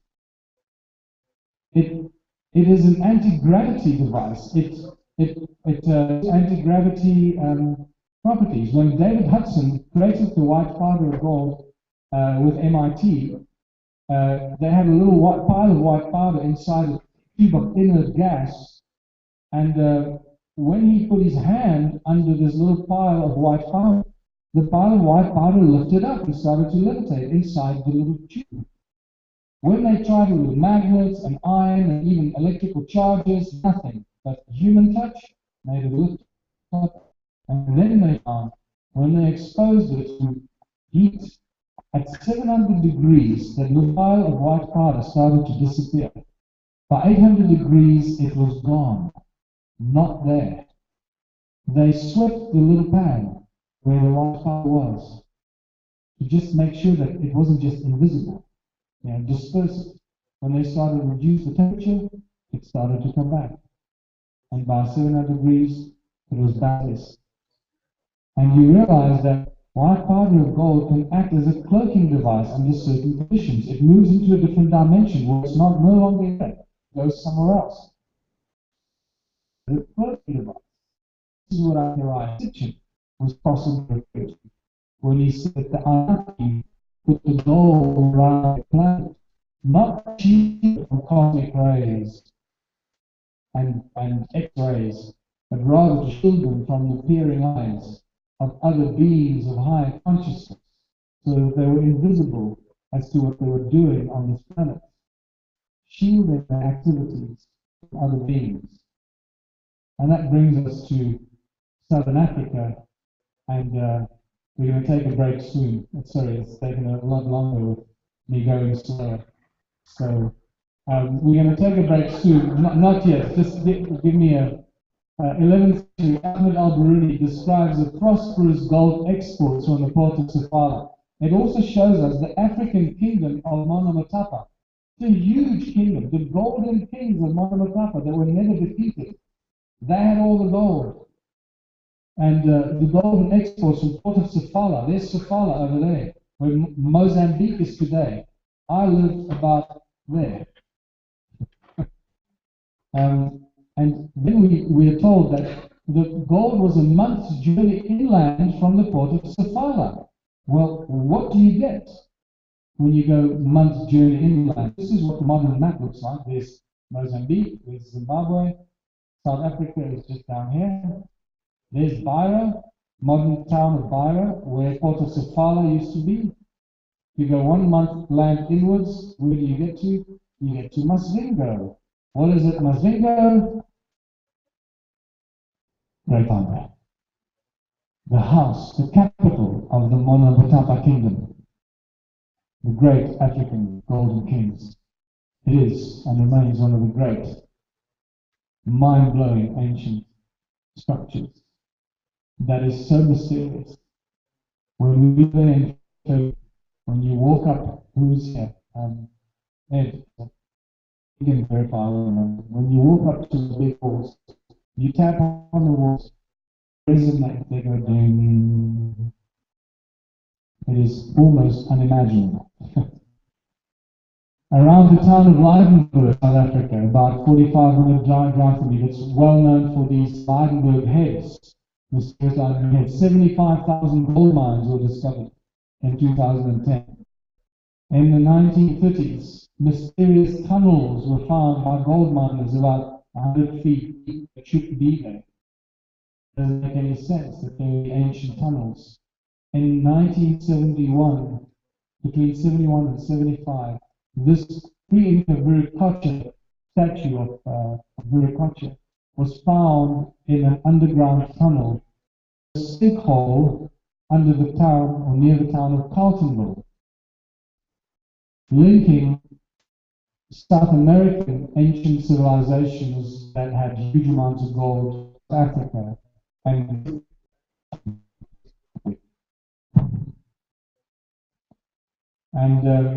this brings us, the obsession with gold, and what I'm showing you here is that the obsession with gold goes to ancient times and also modern times, connected to South Africa, because in recent times, in the South African War, which is known as the Anglo-Boer War, was all about the gold. And this man here, Cecil John Rhodes, probably one of the evil men that's ever lived, but we need to love everyone, so we have to learn from him.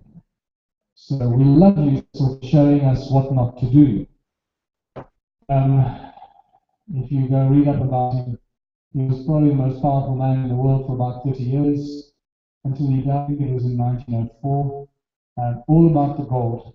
The reason why it was all about the gold, because in 1899, the British Empire sent 470,000 troops. Put this into context of the Gulf War today. There are 250,000 troops in the Gulf War in modern days. In 1898, the British Empire sent 470,000 troops to South Africa to secure it for the crown because of the gold. And they were fighting 60,000 farmers on horseback and about 60,000 native Africans. All because something happened. Something very important happened that they could not let go. They had to secure the situation. And this situation gets explained in this event. On the 4th of June 1900, a train filled with gold was sent by Paul Kruger, the president that was fighting, the rebel president was fighting the British might. Remember that this South African war remains the most expensive war the British Empire has ever fought. Until today, the most expensive war they have ever fought. It is also where Winston Churchill was active and where Mahatma Gandhi was active. That's for my longer presentations. I go into detail about the involvement of Winston Churchill and Mahatma Gandhi in the South African War. So you get some very interesting historical activities and things that were involved. But Paul Kruger, you'll know for the Kruger Park.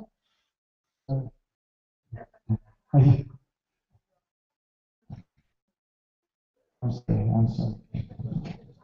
I've got so used to your voice that it became part of me.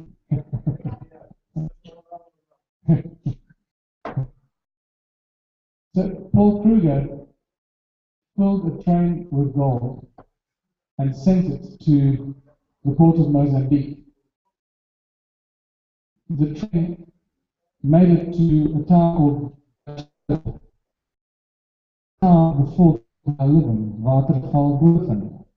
Watervalboven, which means upper waterfall. There's also these were both towns of Paul Kruger. That's where Watervalboven, he has his little house, or had his little house, where he controlled the war against the British. And his gold mysteriously disappeared when it got to Watervalboven. It is one of the greatest treasures on earth today. Trillions of dollars filled, trillions of dollars worth of gold. The question we have to ask is, where did Paul Kruger get all this gold from? Because in 1902, there was not enough gold in all of South Africa or the world to fill several train coaches with gold. Where did Paul Kruger get all his gold from? And I'll tell you this after the break.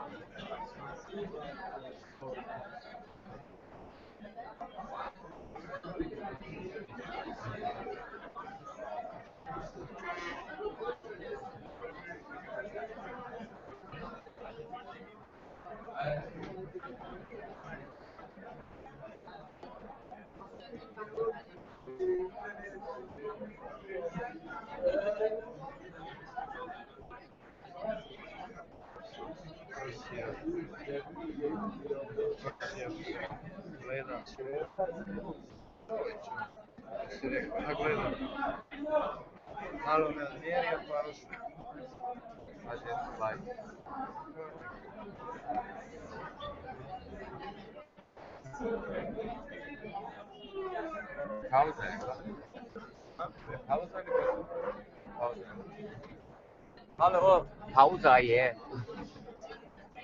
Pauze. After the break, we come back. Evo, tu je hangout.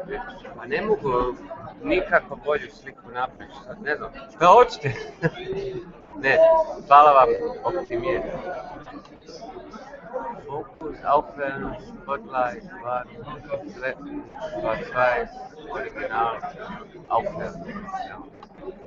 We'll be back in 15 minutes. Thank you, and my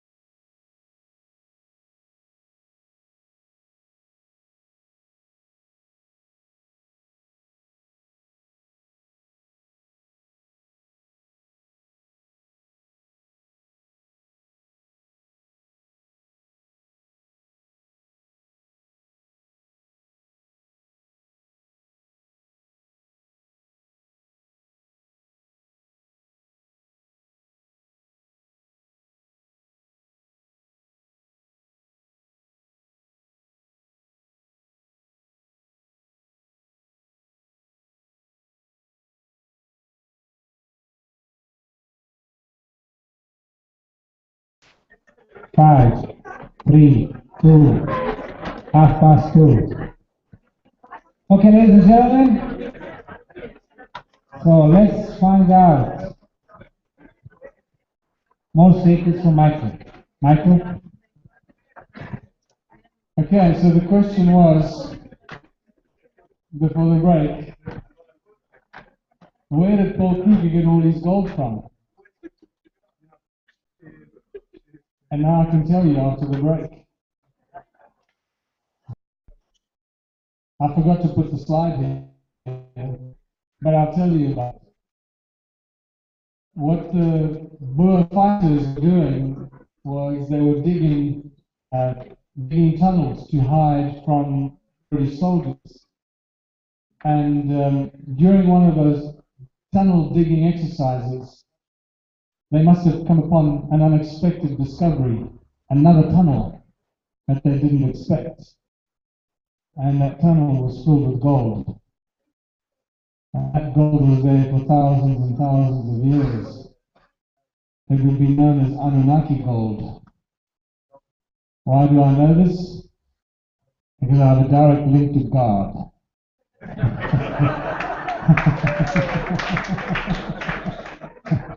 The eye in the sky, technology that shows us where these tunnels are. And I've been fortunate enough to have been shown some spectacular evidence of such tunnels that are still there. But I'm not going to tell you where they are.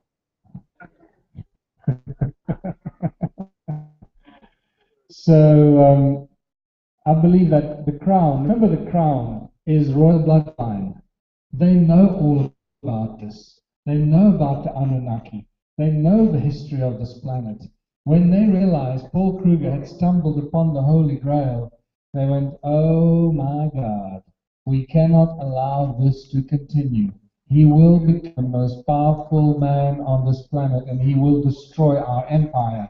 And this is why they threw 470,000 soldiers at the South African problem to make sure that they got rid of it and re-secured the gold in South Africa. And they did it with great success. And this brings us to other texts. Sooner or later, you're going to face the Sumerian tablets. And the Sumerian tablets tell us in great detail about Anu, Enlil, and Enki.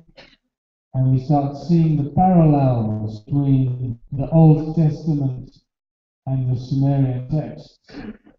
And we find that pretty much all the great stories of the Bible are actually written in prehistory, and we find their origins in the Sumerian texts. From the creation story to Adam and Eve, to Noah and the Ark, to Sodom and Gomorrah, and so it goes.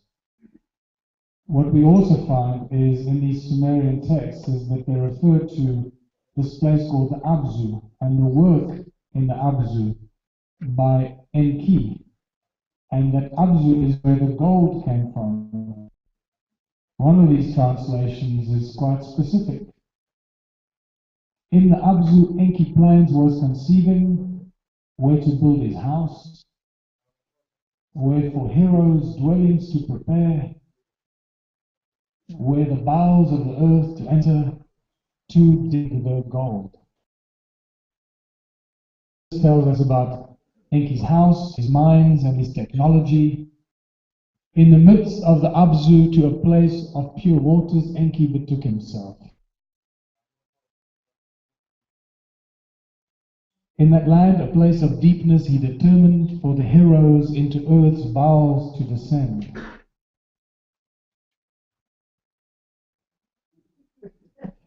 The earth splitter, Enki there established. Therewith in the earth a gash to make. By way of tunnels, earth's innards to reach, the golden veins to uncover. It's telling us very clearly it's telling us very clearly what they were doing and what Enki was in charge of. He was in charge of setting up the world's largest gold mining empire. And I will show you what I believe the earth splitter is, with which they made these gashes in the earth. What I forgot to mention earlier, that in the early 90s, a researcher in Seattle was told that De Beers, a mining company, found an ancient mine in South Africa that was about 20,000 feet deep, cut with absolute precision technology that was impossible for us to do today. And when these mining companies find these kind of ancient mines, they cover them up. They don't dispose them, they don't share that with the world. And I know that as well from the chief geologist of Anglo, who actually told me over a beer that this is what they do. And very quickly find they've got a file full of filled with discoveries of ancient sites. And the instructions are cover it up. That's it. They do not want to go, they don't want to do it. I was having a drink at a bar at a birthday party and started talking to this guy, and he was the chief geologist at Anglo American. That was Cecil Johnson's company, the largest company in the world for about 50 years. And the Oppenheimer Empire, not the American Oppenheimer, the African Oppenheimer. And then we meet Enki and the symbol that's often associated with Enki, the creator god, the one that was responsible for masterminding the creation of a new species, and the symbol deeply encoded with a lot of advanced knowledge. One of the latest buildings that I've found is that it possibly also gives us, it's actually the symbol, the caduceus, that symbol is known as the caduceus, if you don't know that. It's used by the medical industry for forever, right? And yet most doctors and students don't know where that symbol comes from. It's actually a symbol of oppression and also a symbol of revelation. It's got a dual purpose.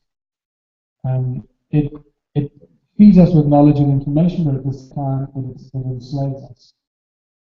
And just like words carry energy, so do symbols. Every symbol carries an energy. Every time you look at the symbol, you are picking up the energy that went into making the symbol and all the information encoded in that symbol. One of the latest conclusions is that it also represents our enslavement through taking control of our anatomy, other than just the DNA and the obvious stuff, but through our nervous system, specifically the parasympathetic nervous system. Because if you can control that, you control the needs and the desires of the species. The question arises, and I'll refer to Will Brown, in my opinion, the greatest geneticist in molecular biology today.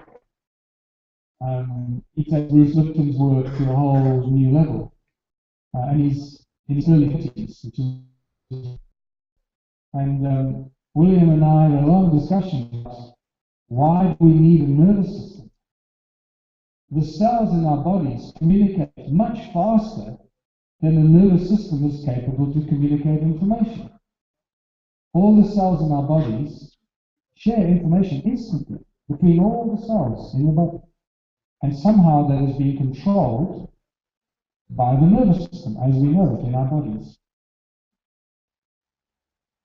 So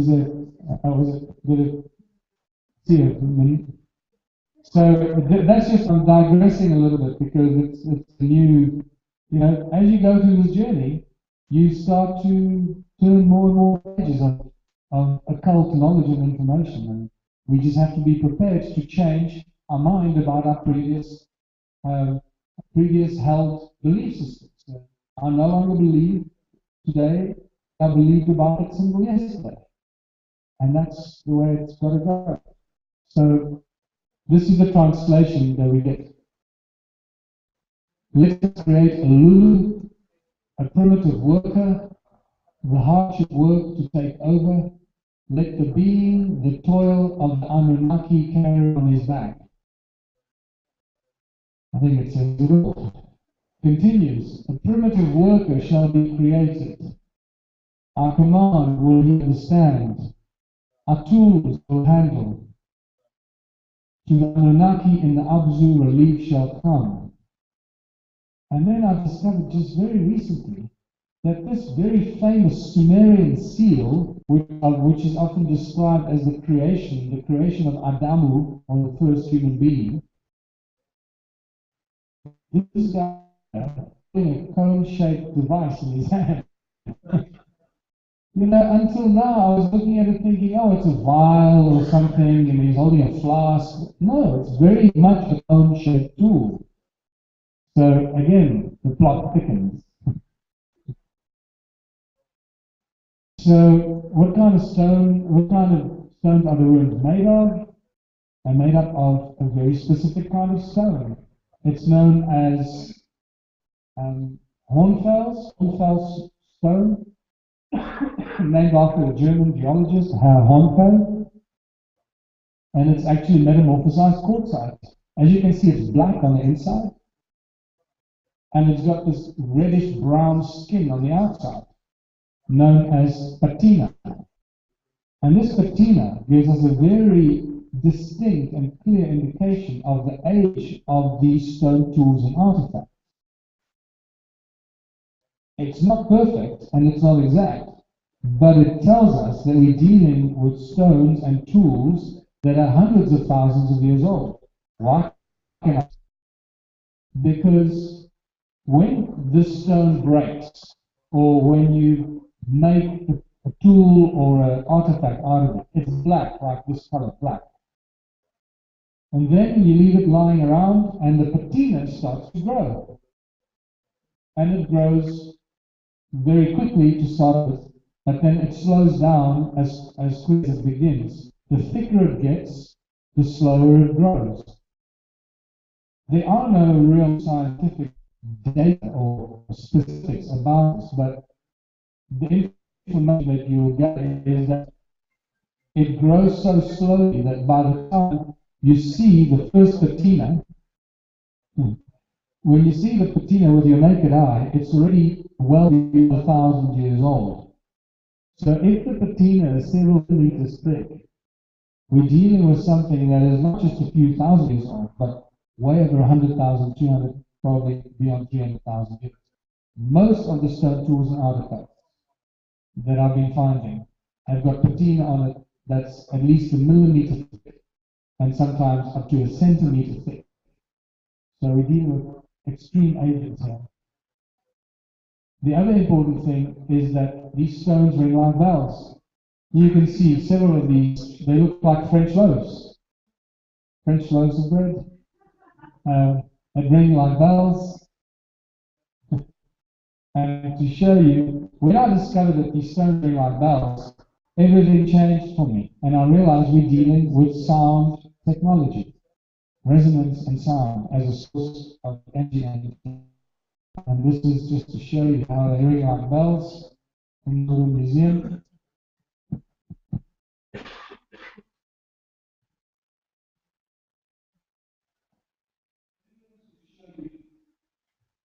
So these other stones ring like bells. This is round balls. And as you can see, we find many of these elongated stones. This one is sort of patina. See the cone-shaped tool in my hand? It's thick patina, so it's quite dull, but you can still get the effect. And this is a beautiful one. This one actually rings at 2 different frequencies.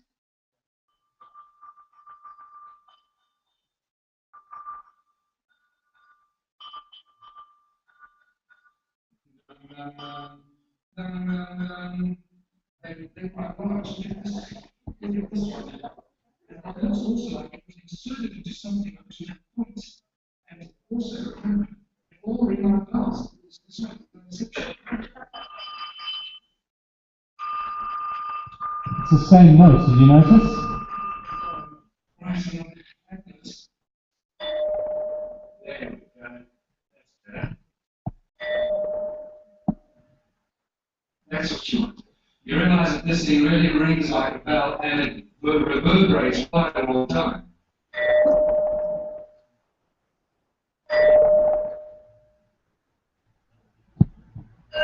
Same note. I think it's an E flat. Yeah. Demonstration of these stones.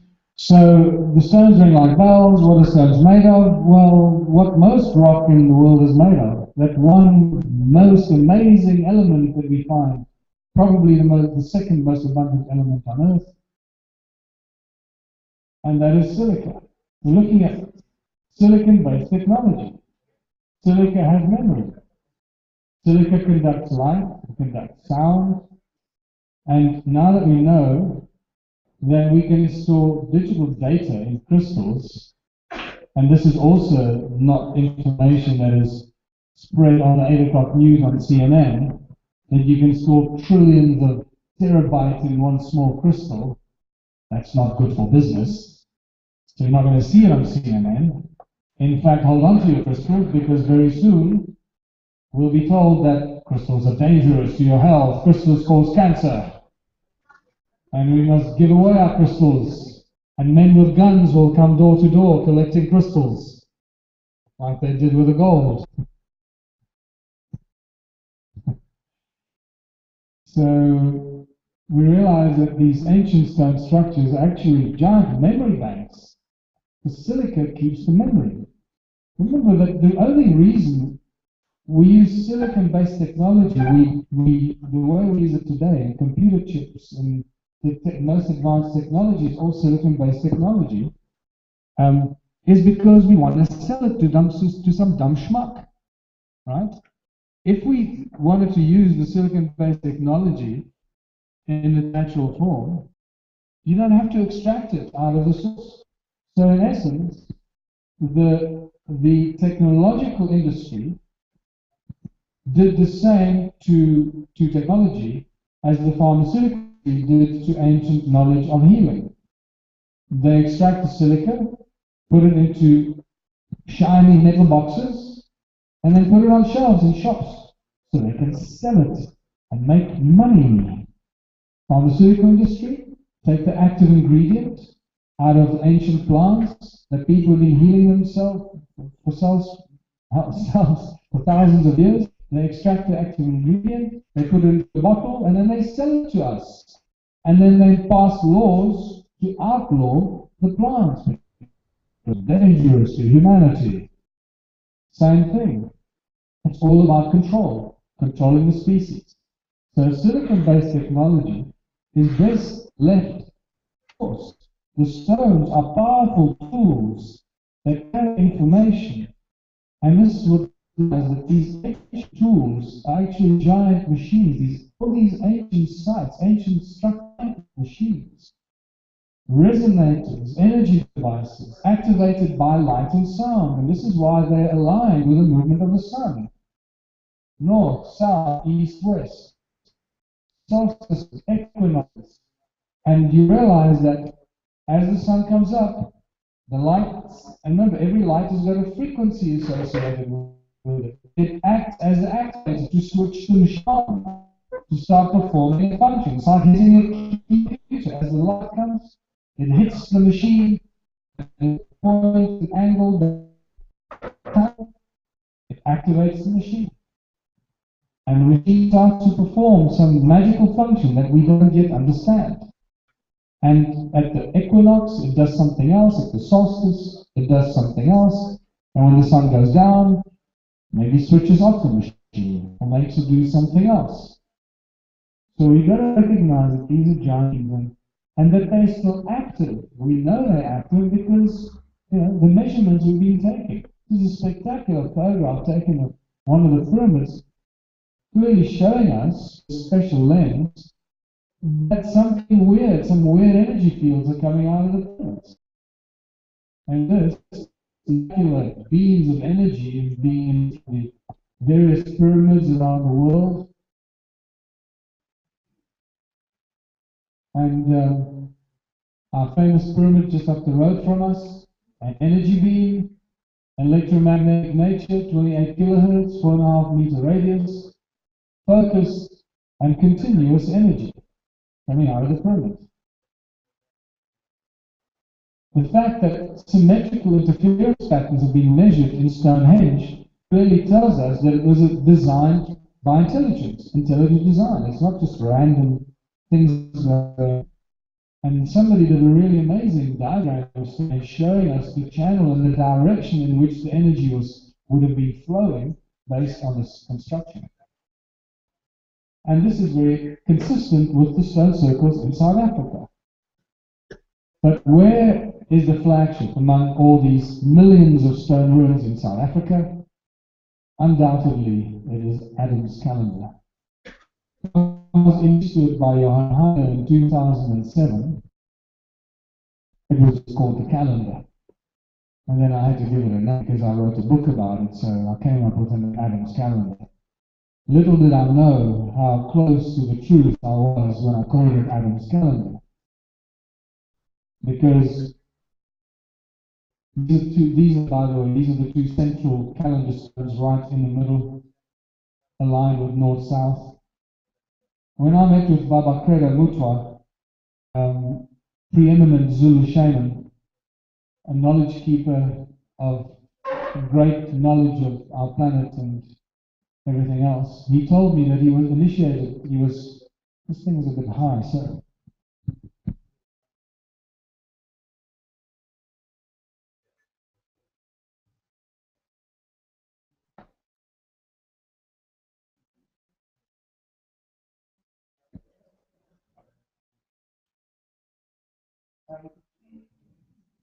He told me that he was initiated there in 1937 as a young shaman, and that it's well-known ancient site by the African knowledge keepers, and it's called Inzalo Yelanga, or birthplace of the sun, where humanity was created by the gods. And I asked him, well, which god was it? And he said his name was Enki. And suddenly we have a connection between Sumerian texts and ancient African knowledge and a forgotten ancient site on a cliff in South Africa, and things start to get really interesting and exciting. This is Johanna, the very first day that I went there, showing me the calendar, 5 years, decoding it, measuring it, analyzing, realizing it was a very important site. The way it works is this stone casts a shadow on that stone, as you can see the shadow, and it starts at this edge, and the shadow moves on the summer solstice on this edge. Every day of the year, you can tell every day until you reach the winter solstice on that edge. And it stops, and it comes back. So it's still an accurate calendar, and you can still use it if you wanted to, but it's a little out of sync probably because it's leaning, the stones are leaning nothing towards the edge of the cliff. This is a helicopter. That's the edge of the cliff. It drops about 200 meters down here, eventually a kilometer down in valley, and it's a circular structure originally. That is north, that is south. Those are the two central calendar stones. And north-south runs between the two calendar stones. That is marker there, that's where the stone man used to stand. I'll show you him just now. And north, east, west, east, marking the rise of the sun, and over there lies, at that stage it was covered. Couldn't really see until we uncovered it later. The Horus stone. This is a 3D reconstruction. We put the stone man back in its place. Baba Credo Mutwa calls the stone man the clitoris of Mother Earth. He also calls it where Adam Scallender, he calls it, or Inzalo Ilanga, he says this is where heaven mated with Mother Earth. Now in there is encoded more information in Semitic language, where heaven mated with Mother Earth. DNA of Anunnaki was transferred into a new species on planet Earth.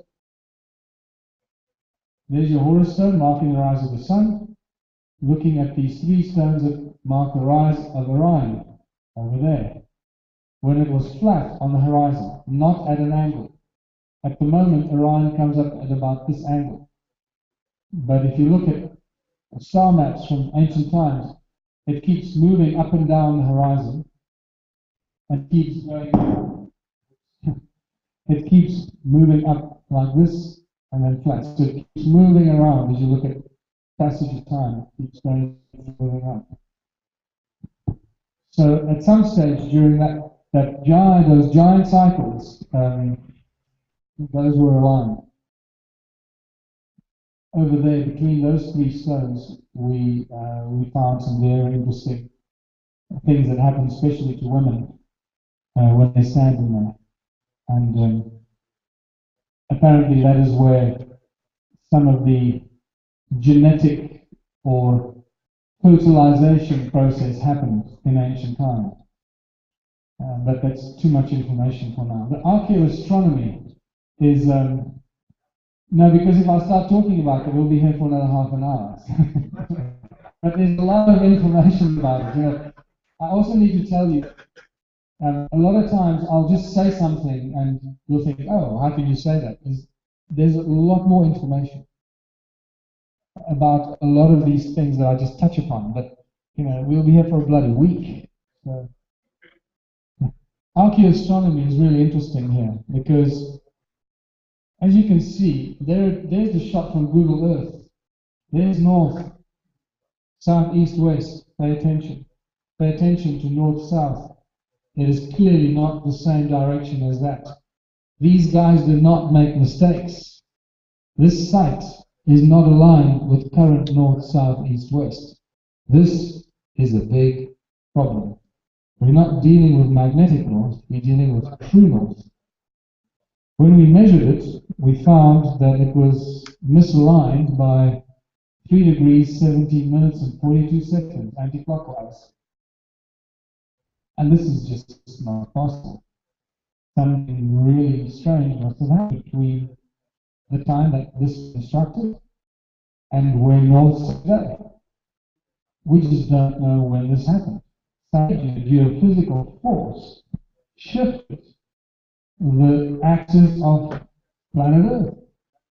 It is no longer in the place where it used to be. Its calendar, as far as I know, is the only ancient site measured and analyzed today that shows us this strange phenomenon, that north-south has shifted. I don't know of any other site. It has got nothing to do with precessional wobble. Remember, the precession, 26,000 years or whatever it is, doesn't matter where you are in the wobble. North-south stays north-south. It doesn't shift. So something else must have done this. And I suggest that maybe Charles Hapgood was on to something when he speaks about crustal displacement, and that every few 100,000 years the Earth's crust shifts and takes north-south with it. And maybe that's what happened here. Or maybe it's connected to the giant flood, or the Nibiru, planet Nibiru, or some ancient planet coming past us, and the geophysical forces actually shifting north-south away from where it is. So the question is, what are all these stone circles about? What are they for? You're a smart bunch of people. I don't really have to tell you, you already know, right? You can clearly see that just by looking at them, these circles very obviously resemble cymatic patterns, like what we looked at right in the beginning. And that's exactly what they are. Each one of these circles is a cymatic pattern representing the sound at that specific point, the sound of Mother Earth at that specific point as it manifests. Each one of these circles generates incredible amounts of energy. Therefore, they're energy generating devices because of the stones that are packed along the cymatic pattern at that site. And I know this because we measured it, not because I got a warm, fuzzy feeling in my stomach. So I can tell you they're very powerful energy generating devices because we've measured it. And I'll bring you back to this magnetron and the flower-shaped structures. Remember the flower-shaped structure? Well, that's exactly what you're looking at here. A resonant cavity magnetron generating high frequency, high energy generator. There's the channel leaving the magnetron. Can you see? So if a tiny magnetron that we use in metal factories can cut metal in a split second, you can imagine how much energy a giant magnetron 15 or 20 meters in diameter will generate. And made out of silica. So it's silicon-based technology, not made out of metal. It's made out of a far more reactive component. The problem with these magnetron-like structures is that I asked two magnetron scientists, or guys that seem to know about magnetrons, how much energy a magnetron this size could generate. And the answer was from both of them, one in Boulder, Colorado, and one in Glastonbury. But they both told me that it will generate more energy than all the power plants on Earth today. Whether that's true or not, I don't know. They told me. So I said, oh, that sounds interesting. What was fascinating is several scientists, completely unrelated, not that had said it to me, told me that this kind of technology that we're looking at here was responsible for the destruction of Atlantis. Do with that information what you want. What we're looking at is a giant energy grid, as you can see, of thousands and thousands of these magnetron-like structures, creating unimaginable amounts of energy, generating an atmosphere, geoengineering this planet, or doing things that we can't even imagine. All connected in one huge group at the southern tip of Africa, where the Anunnaki have their gold mining activity. Mining gold for purposes that remain still largely mysterious. Some of the measurements we took in these stone circles are electromagnetic frequencies, the loudness of the frequencies, and this thing called the heat signature. Now, the heat signature is the measurement of the average temperature in centigrade 300 meters below the surface. It's not the temperature on the ground. It's what's called the heat signature. Heat signature measured by the device we used suggests that at 80 degrees Celsius, you're standing on top of a volcano. So keep that scale in mind. Most of the places around the circles, outside the circles, the heat signature over here is 5.5 to 6 degrees Celsius. This particular spot was 5.5 degrees. 5.5 degrees Celsius. The moment you swing the device into that tiny little circle there, it goes from 5.5 degrees to 28 degrees. Something strange is happening. You swing it inside here, it goes to 33 degrees. 5.5 degrees, 33 degrees. Something strange is going on. That strange thing is going on is the sound frequencies that are coming out of the walls. Nothing outside, and just ambient noise outside. And when we swing the device inside, we measure 14.5 gigahertz. This is, you don't measure the sound in nature. This is the strangest phenomenon that you find. Sound frequencies in the gigahertz. Nothing lower than gigahertz coming out of these walls. And then the electromagnetic field that runs horizontally inside, most likely as a result of the sound frequencies that are being generated from the cymatic activity. In this instance, like in most stone circles, the electromagnetic fields seem to run horizontally, inside, only inside, nothing outside. Go inside, you come across this weird electromagnetic field that seems to, not seems to, it shields you from the satellites. So when you go in there, you lose satellite reception. You lose GPS connection when you go inside these stone circles. And it's a great trick to use with the macho guys. Then we move up to this bigger circle at the top here. Here we measure inside this one, 33 gigahertz, 33.5 gigahertz sound coming out of the walls at 103 decibels. The heat signature outside here, 6 degrees Celsius. When you swing the device inside there, it goes up to 58 degrees. 6 degrees, 58 degrees. Something very extraordinary happening here that we don't understand. And when we, it's really high, at 580 megahertz activity, these electromagnetic fields that run now. And then, oops, and then we go to Adam's calendar, and everything we think we know about science just starts to get really shaky. Because these measurements just, seem impossible. Again, you see the imaginary circle. The interesting thing is with stone circles, at least you've got stone walls. So when you're measuring the sounds coming out of the circles, you say, well, they're coming out of the walls. Here, there are no walls. And yet, we measure sound frequencies that are much, much higher as any of the stone circles. As you approach, we normally park up down here, but park the cars, and we walk towards the edge of the cliff, and then suddenly the calendar comes into sight. It's at a slight angle down towards the edge of the cliff. It comes into sight, and as you walk into this imaginary circle, you walk through there. There's ambient noise here, you walk through there, the sound frequencies go beyond 375 gigahertz. Now, as far as I know, frequencies of this level have never been measured on planet Earth. So we're looking at a very unique situation here. The heat signature, as you cross into the imaginary circle, it goes from 9 degrees, here the heat signature is 9 degrees outside, or 9.5 degrees.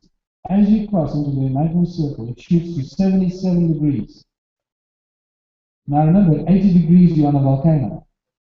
You go between the two stones in the middle, it shoots beyond 80 degrees. Now it's telling you you're standing on top of a volcano. And that's clearly not the case, because you're standing on quartzite. Another important thing, this is the bedrock. It's known as black reef quartzite. It's sandstone. And all those stones, Adam's calendar, are dolerite. They're brought from somewhere else. They don't belong there. So they're brought from somewhere else to construct the calendar. Then the electromagnetic fields here are, this is where it starts to really get even more freaky. Very high activity. You walk in there and you just get this electromagnetic shield that shuts you off from the satellite. And I've tried this so many times with the lunch guys, They come there with their big fancy SUVs and they're very sensitive wives, spiritual wives, and they support them. They're there physically, but not really in spirit. Tell them, and they really hang around, they sort of like, they tolerate their wives being spiritual. They give them freedom. And then I try to get the guys involved. I say, listen, have you got a GPS? Of course I've got a GPS, I've got the best GPS. Hey, I bet your GPS won't work in here. Of course it's going to work in there. It's the best GPS one you can buy. So we'll bring it. And they'll fix their GPS. And I say, okay, well, check it outside. And they walk around there and it works perfectly. As they walk in there, it goes. It just starts to scramble. And it's great watching this. It's like clockwork, I tell you what. It's fantastic. It's like watching a comedy show. So they walk in there.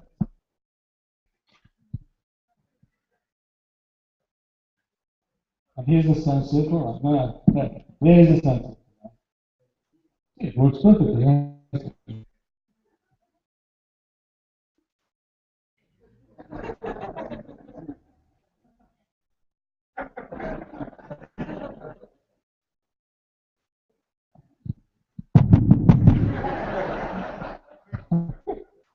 Every single time.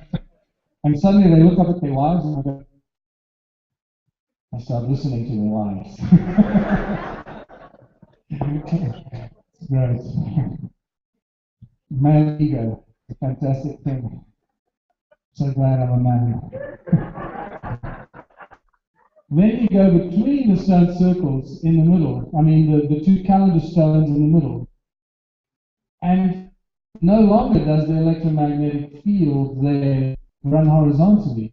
There it changes completely. The polarity and everything about it changes, and it runs out of the ground into the sky at a much higher energy than the activity around it.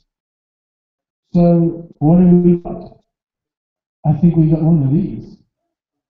Something like this. Ancient civilizations. Scientific evidence and measurements of advanced technology using nature, using stone, using silicon-based technology, the way we should use it in the rocks. And maybe this is how the Anunnaki got the gold off the ground. They didn't send it with starships. They just simply beamed it up. Beam up the gold, Scotty. Where do you want it? Do you want it in the spaceship? Do you want it on the moon? Do you want it on the planet? Maybe that's what Adam's calendar was used for as well. That brings me to the phenomenal story of the sacred stones, these donut-shaped stones. There are dozens and thousands of these stones in South Africa, but they're doesn't be easy to find. And I took that one sitting there to Nassim Haram, but the story it was only just 2009 when they started sharing the story of Caesar technology as opposed to laser. Laser uses light, laser uses sound. That was sound amplified by stimulated emission of radiation, as opposed to light amplified by stimulated radiation. I'm getting very excited about Caesar technology because of its applications in the military. Not for advanced humanity, but always the military, right? So at first I thought that we started measuring very powerful energies around these stone circles. And at first I thought that they were like frequency converters, that you put a frequency in, and it can frequency, other frequency, you can possibly push a tool, which is like the tip of the laser beam, like in a laser beam, you've got a crystal that creates the beam of light. Here in the laser beam, you don't need a clear crystal, you need something that has acoustic properties, current-shaped tools that create laser beams. Vortexes. And then I met Daniel who's been making these vortex coils, and as I told you, by putting sound into the middle, he creates plasma. And I realized that these donut-shaped stones are far more powerful energy devices than I ever could have imagined. They actually are toric vortex generators, and somehow connected to these circles. And as you see, it's very, very clear, the same kind of shape as we see in the toroids in Thrive and other documentaries that have shown us. We put one of these stones in a bucket of water. The next morning, thousands of tiny little air bubbles formed, and they were spiraling around, going into the hole, into the vortex of the stone. This is just a photograph of it going on. Clearly, this energy is constantly being generated and it's alive. But I took the stone last year in July to Nassim Haram on Kauai to his resonance project because I wanted him to do some research and on this, and I thought he's the one guy that would really be able to utilize this. If you put a sound frequency into it, it'll create a huge energy field around it. And boy, was I right. So I got onto the aeroplane with Louise, and I wrapped it up, wrapped the stone up, and I put it in my bag.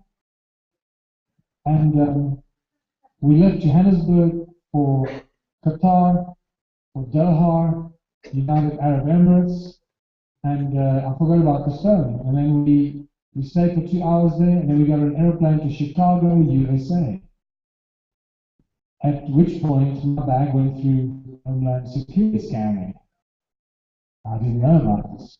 But we got on the plane, and we're waiting to take off, when the intercom came up and said, "Louise Clark, please identify yourself." And I looked at Louise and went, "What have you done?" So she put her hand up, and this air hostess comes running along. And she says, "You must follow me off the plane, man." And I went, "Hold up, can Louise get off the plane on her own?"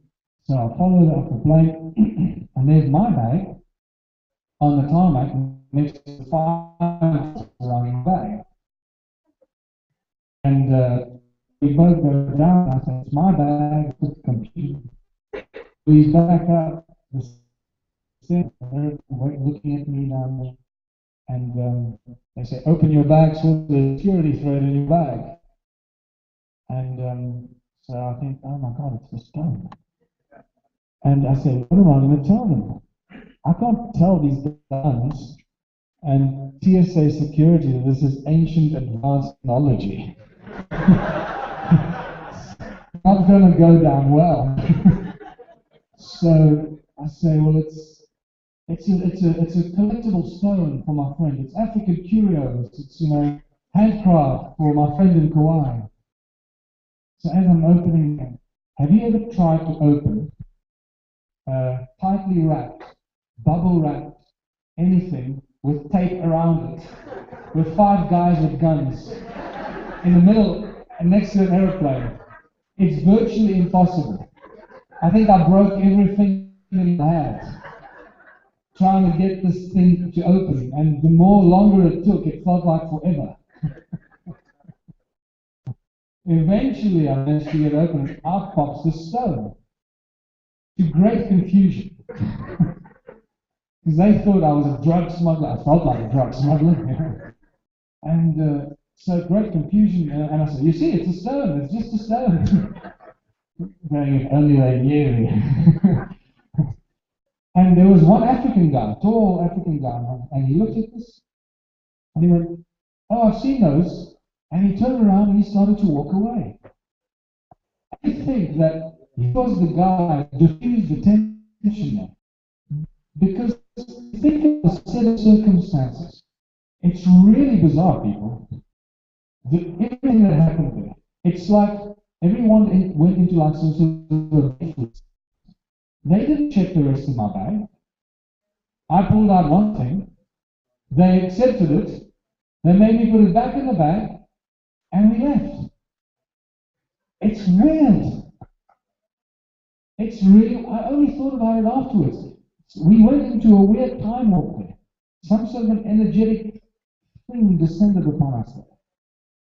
Anyway, as I would close my bag and going back to the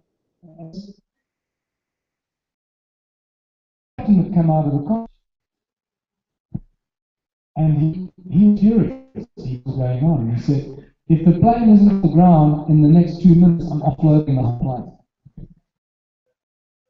And then he said to Louise, as I was walking up the stairs, looking at Louise, I was thinking, the stone works. But I had no idea how well it works until I sat down next to Louise, and she said, when the captain came out of the cockpit, he said, "Whatever is bag crashed the TSA security system." So, it is thanks to Homeland Security and TSA security at the airports that we have scientific evidence and proof that we're dealing with ancient advanced technology.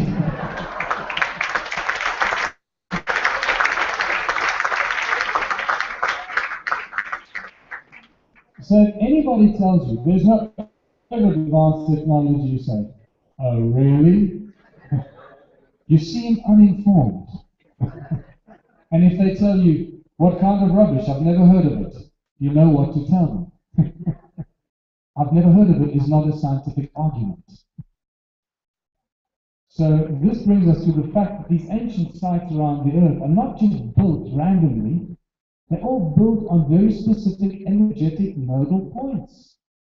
The Russians know this very well. This is the famous Russian grid that describes the earth as a giant crystal. Valerie must know much more about this. We'll torture him later and get some information out of him. Because these Russians are keeping secrets from us, I know this. Then I found this amazing Sumerian text on a clay tablet. It's just unbelievable that this knowledge is right there. And this is what it says. In those days after destinies had been decreed, after who's Anu, and Enlil had set up the regulations for heaven and earth. These are powerful dudes. They set up the regulations for heaven and earth. I mean, what the hell's going on here? Who are these people? And then it carries on. Enki, the exalted known God, by the rules for heaven and earth, the fixed rules, he set up the cities. So what this is telling us is that there's some sort of energetic imprint on the surface of the earth that seems to be echoed in the sky. The rules of heaven and earth. By which code and these energy grids they set up the ancient cities. And then David Wilcock a few years ago started leaking the fact that the United States Air Force emblems and Space Command and military emblems showed this information. And they show the Earth with these delta-shaped things that have got nothing to do with craft, they've got everything to do with sacred geometry and the fire factor and the physical manifestation. But they show these rings around the planet Earth, these bands. And those rings are referred to as the rules by the people in the military. And these rules are some sort of energy fields around planet Earth. They don't know where they come from, but they've always been there. And this is why they're encoded in these logos. And this is spectacular because my friend Paul Kravenstein phoned me out of the blue when I was doing this research.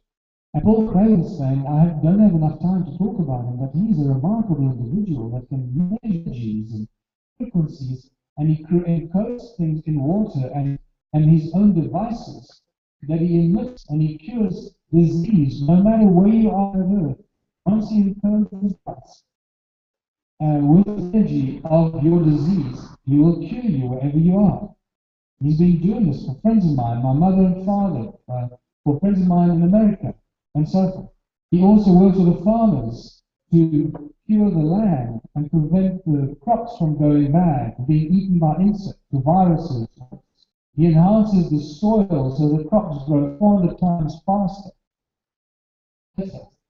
And he can measure energy fields. He, for example, measured that Great Zimbabwe is encoded with Enki energy, totally, utterly encoded with Enki energy.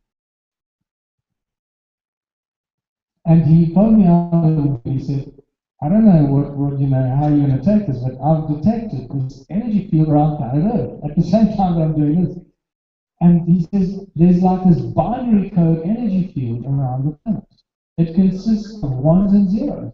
It's like an electronic binary code that someone put up there.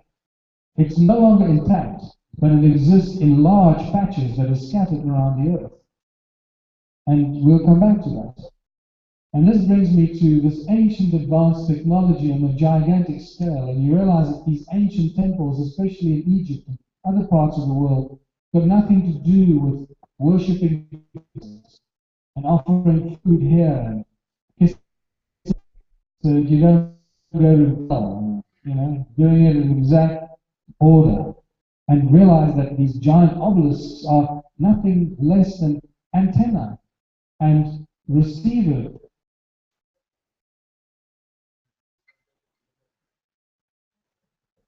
When I put my head next to this tip of this obelisk, and Hugh Newman tapped on the other side, guess what I found?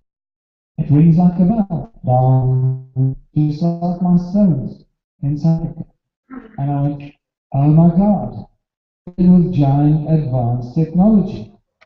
We're dealing with places that are not worshipping gods and goddesses, there's not enough space.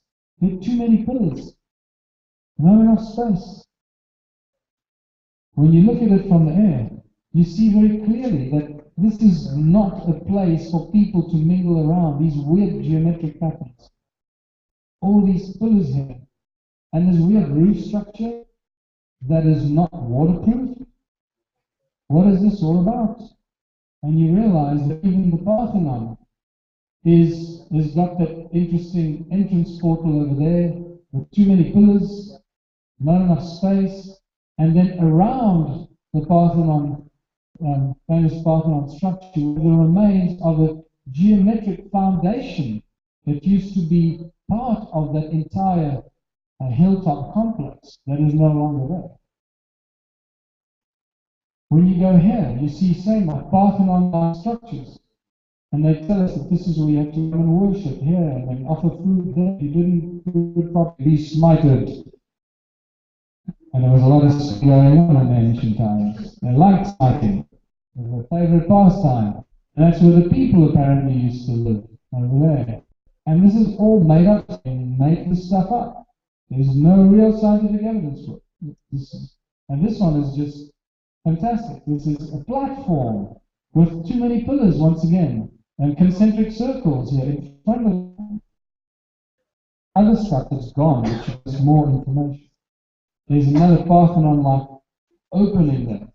And you start to realize very quickly that we're dealing with ancient advanced technology on a giant scale, and that these are not temples, but actually templates. Templates for what?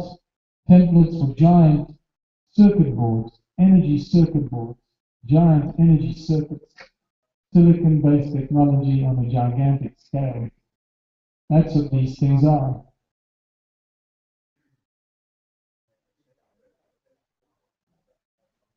I love this one. This is just it's ridiculous.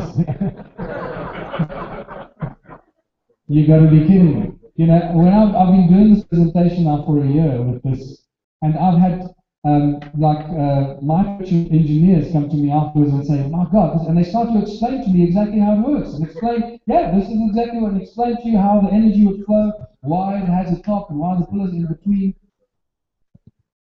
I'll tell you what I saw just in Arizona when we were in Arizona a few weeks ago. We went along, and there was a storm forming in the distance. And I saw exactly the pattern. Imagine this one of these temples floating in the sky. I saw a cloud, a bank of clouds, then horizontal pillars coming down, another bank of clouds underneath it, and then space below it.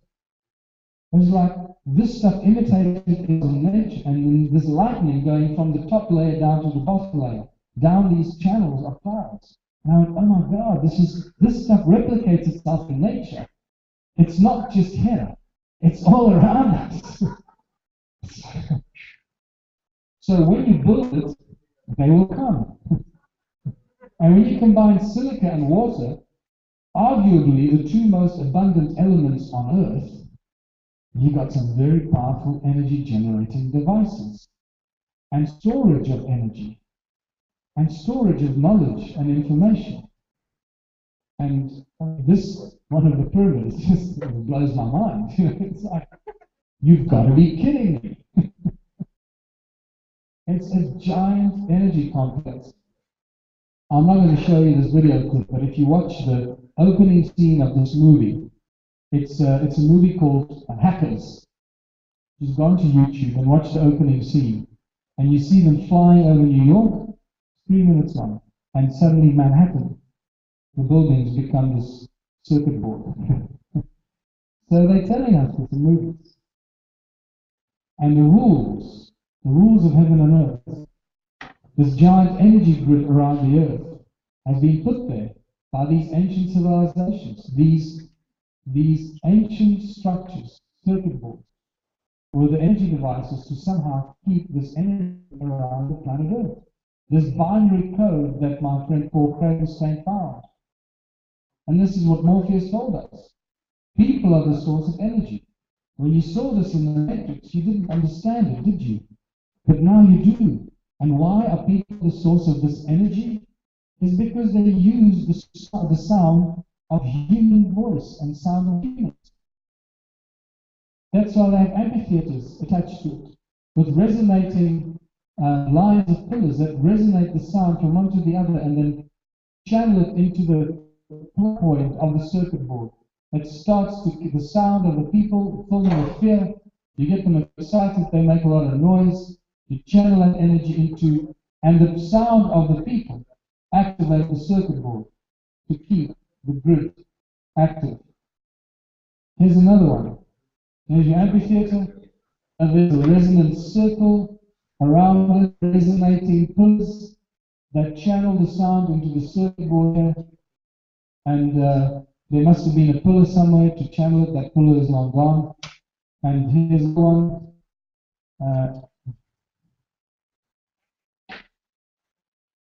On top of there's your circuit board, very badly broken down, turned into a castle in more recent times, because they have no idea what these things are for. And there's your amphitheater, activating the circuit board. And so it goes. So the question we've got to ask ourselves is, what the hell have we learned from this? This is all very exciting stuff, but if we can't put this information to good use, then let's just go home and slit our wrists. Because tomorrow morning we have to wake up and go back into the slave trade, right? We being the slaves. So what we've learned is that we're slaves on our own planet. We live on a prison planet. There are not just one energy grid around us, there are several energy grids. Again, not enough time to go into that, but the movies tell us this. They share this information with us. Remember, this is why Hollywood was created, and blockbusters were created, to bust the block of our unconsciousness. They're filled with advanced knowledge and information that's encoded on a very conscious level and a very subconscious level. And this information is fed to us constantly on subconscious levels. And no better movie to explain this prison to us than The Matrix. It's just spectacular how The Matrix told us this information. The Matrix is everywhere. It is all around us. Even now, in this room, you can see it when you look out the window, or when you turn on your television. You can look when you go to work, when you go to church, when you pay your taxes. It is the world that is being pulled over your eyes to blind you from the truth. What truth, says Neo? That you are a slave, Neo.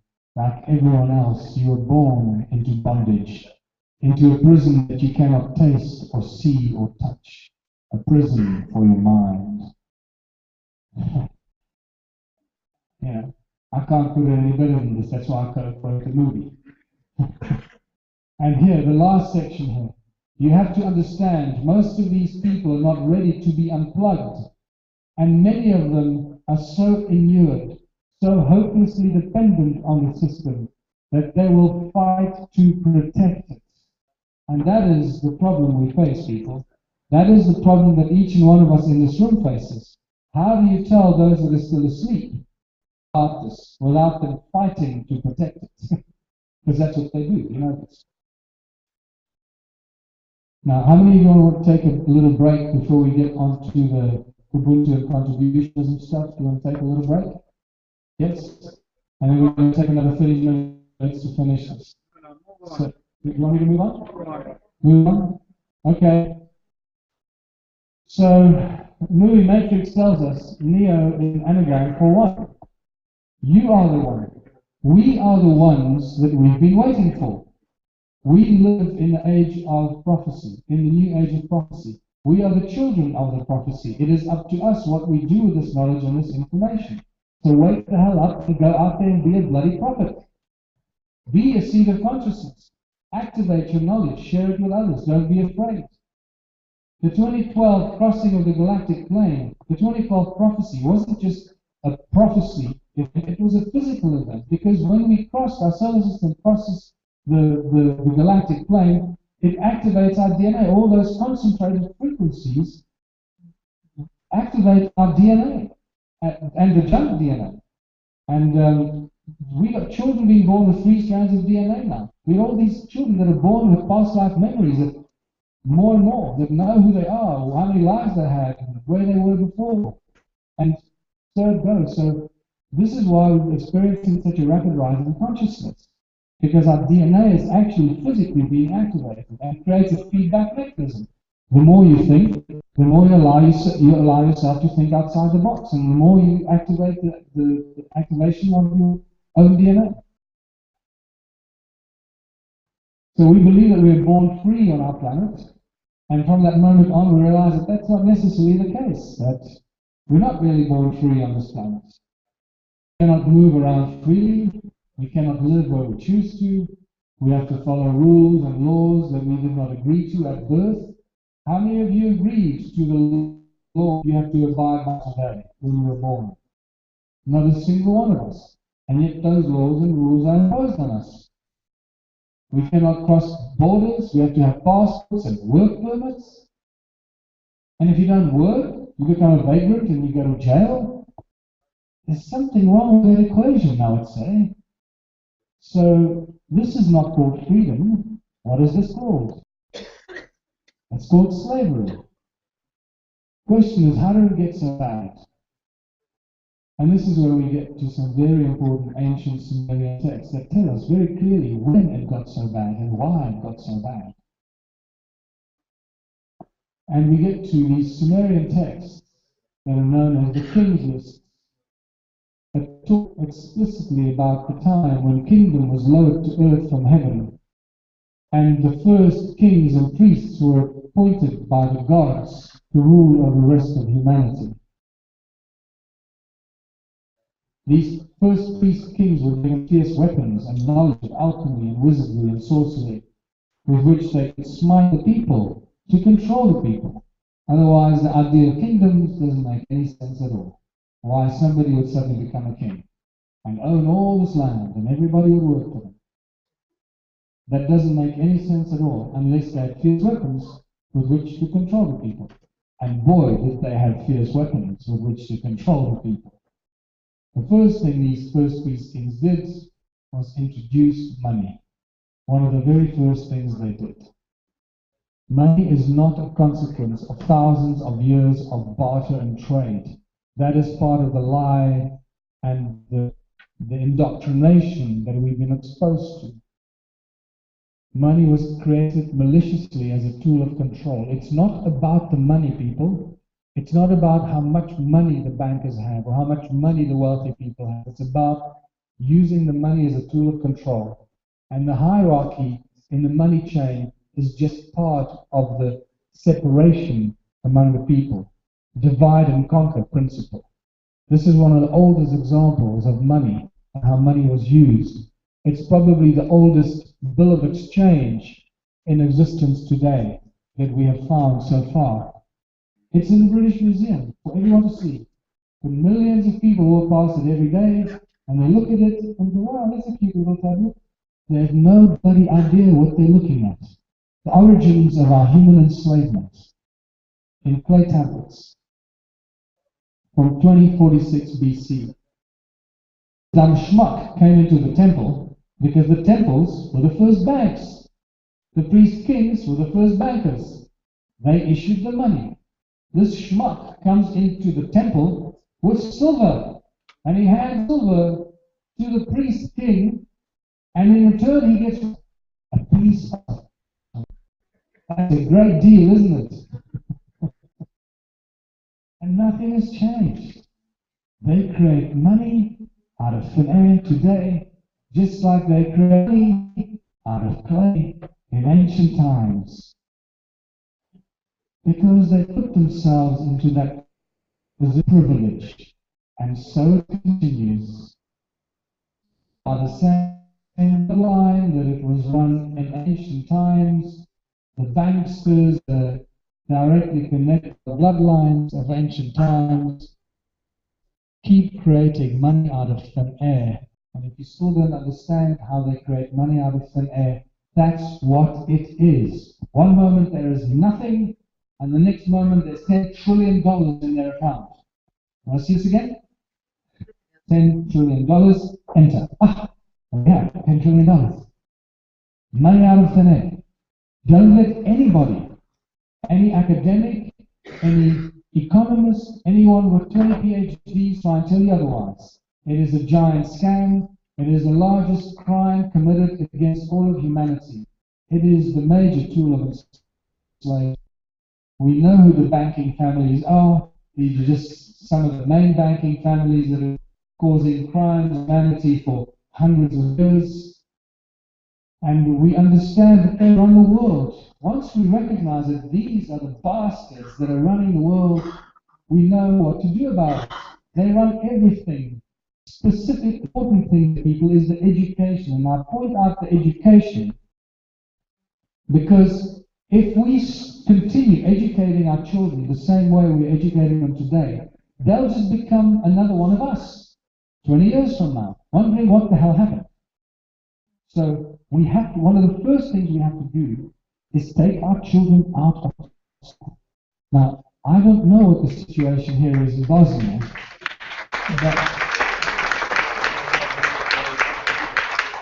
the education system today has got nothing to do with learning skills for life.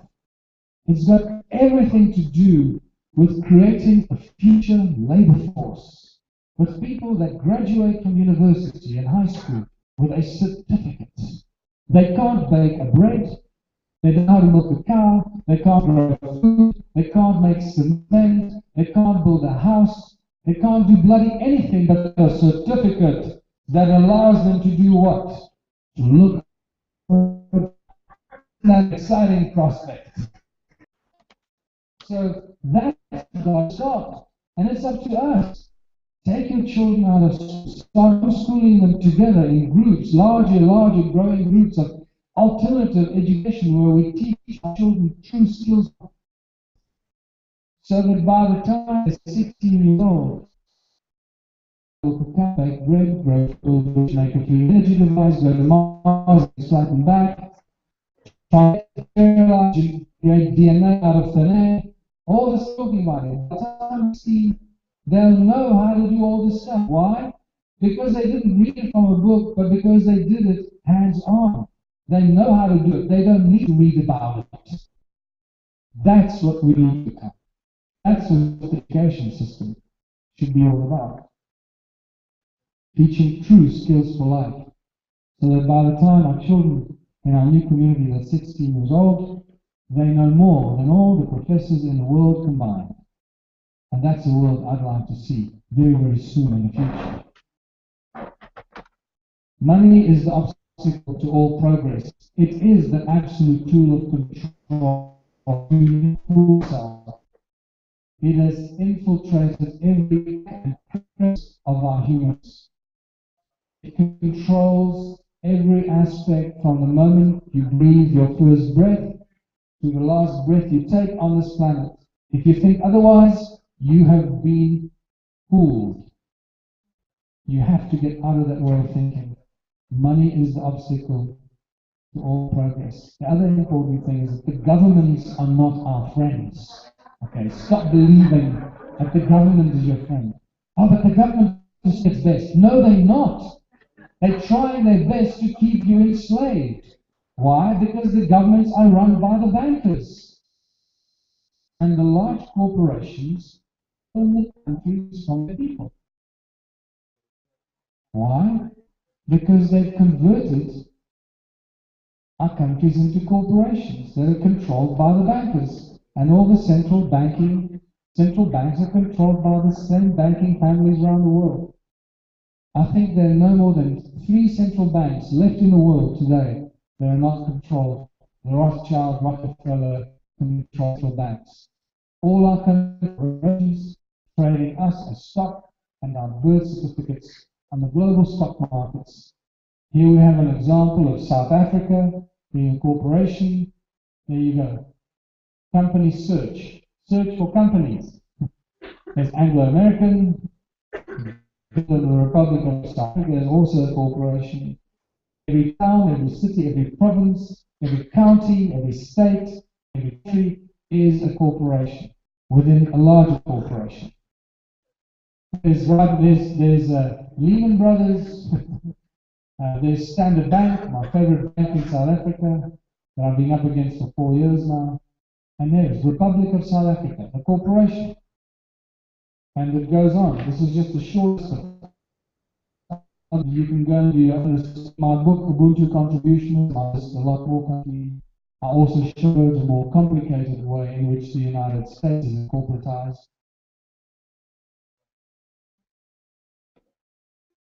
So what do people need? We need food, water, love, friendship, homes, tables, chairs, knives, forks, gardens, clothes, technology and healthcare.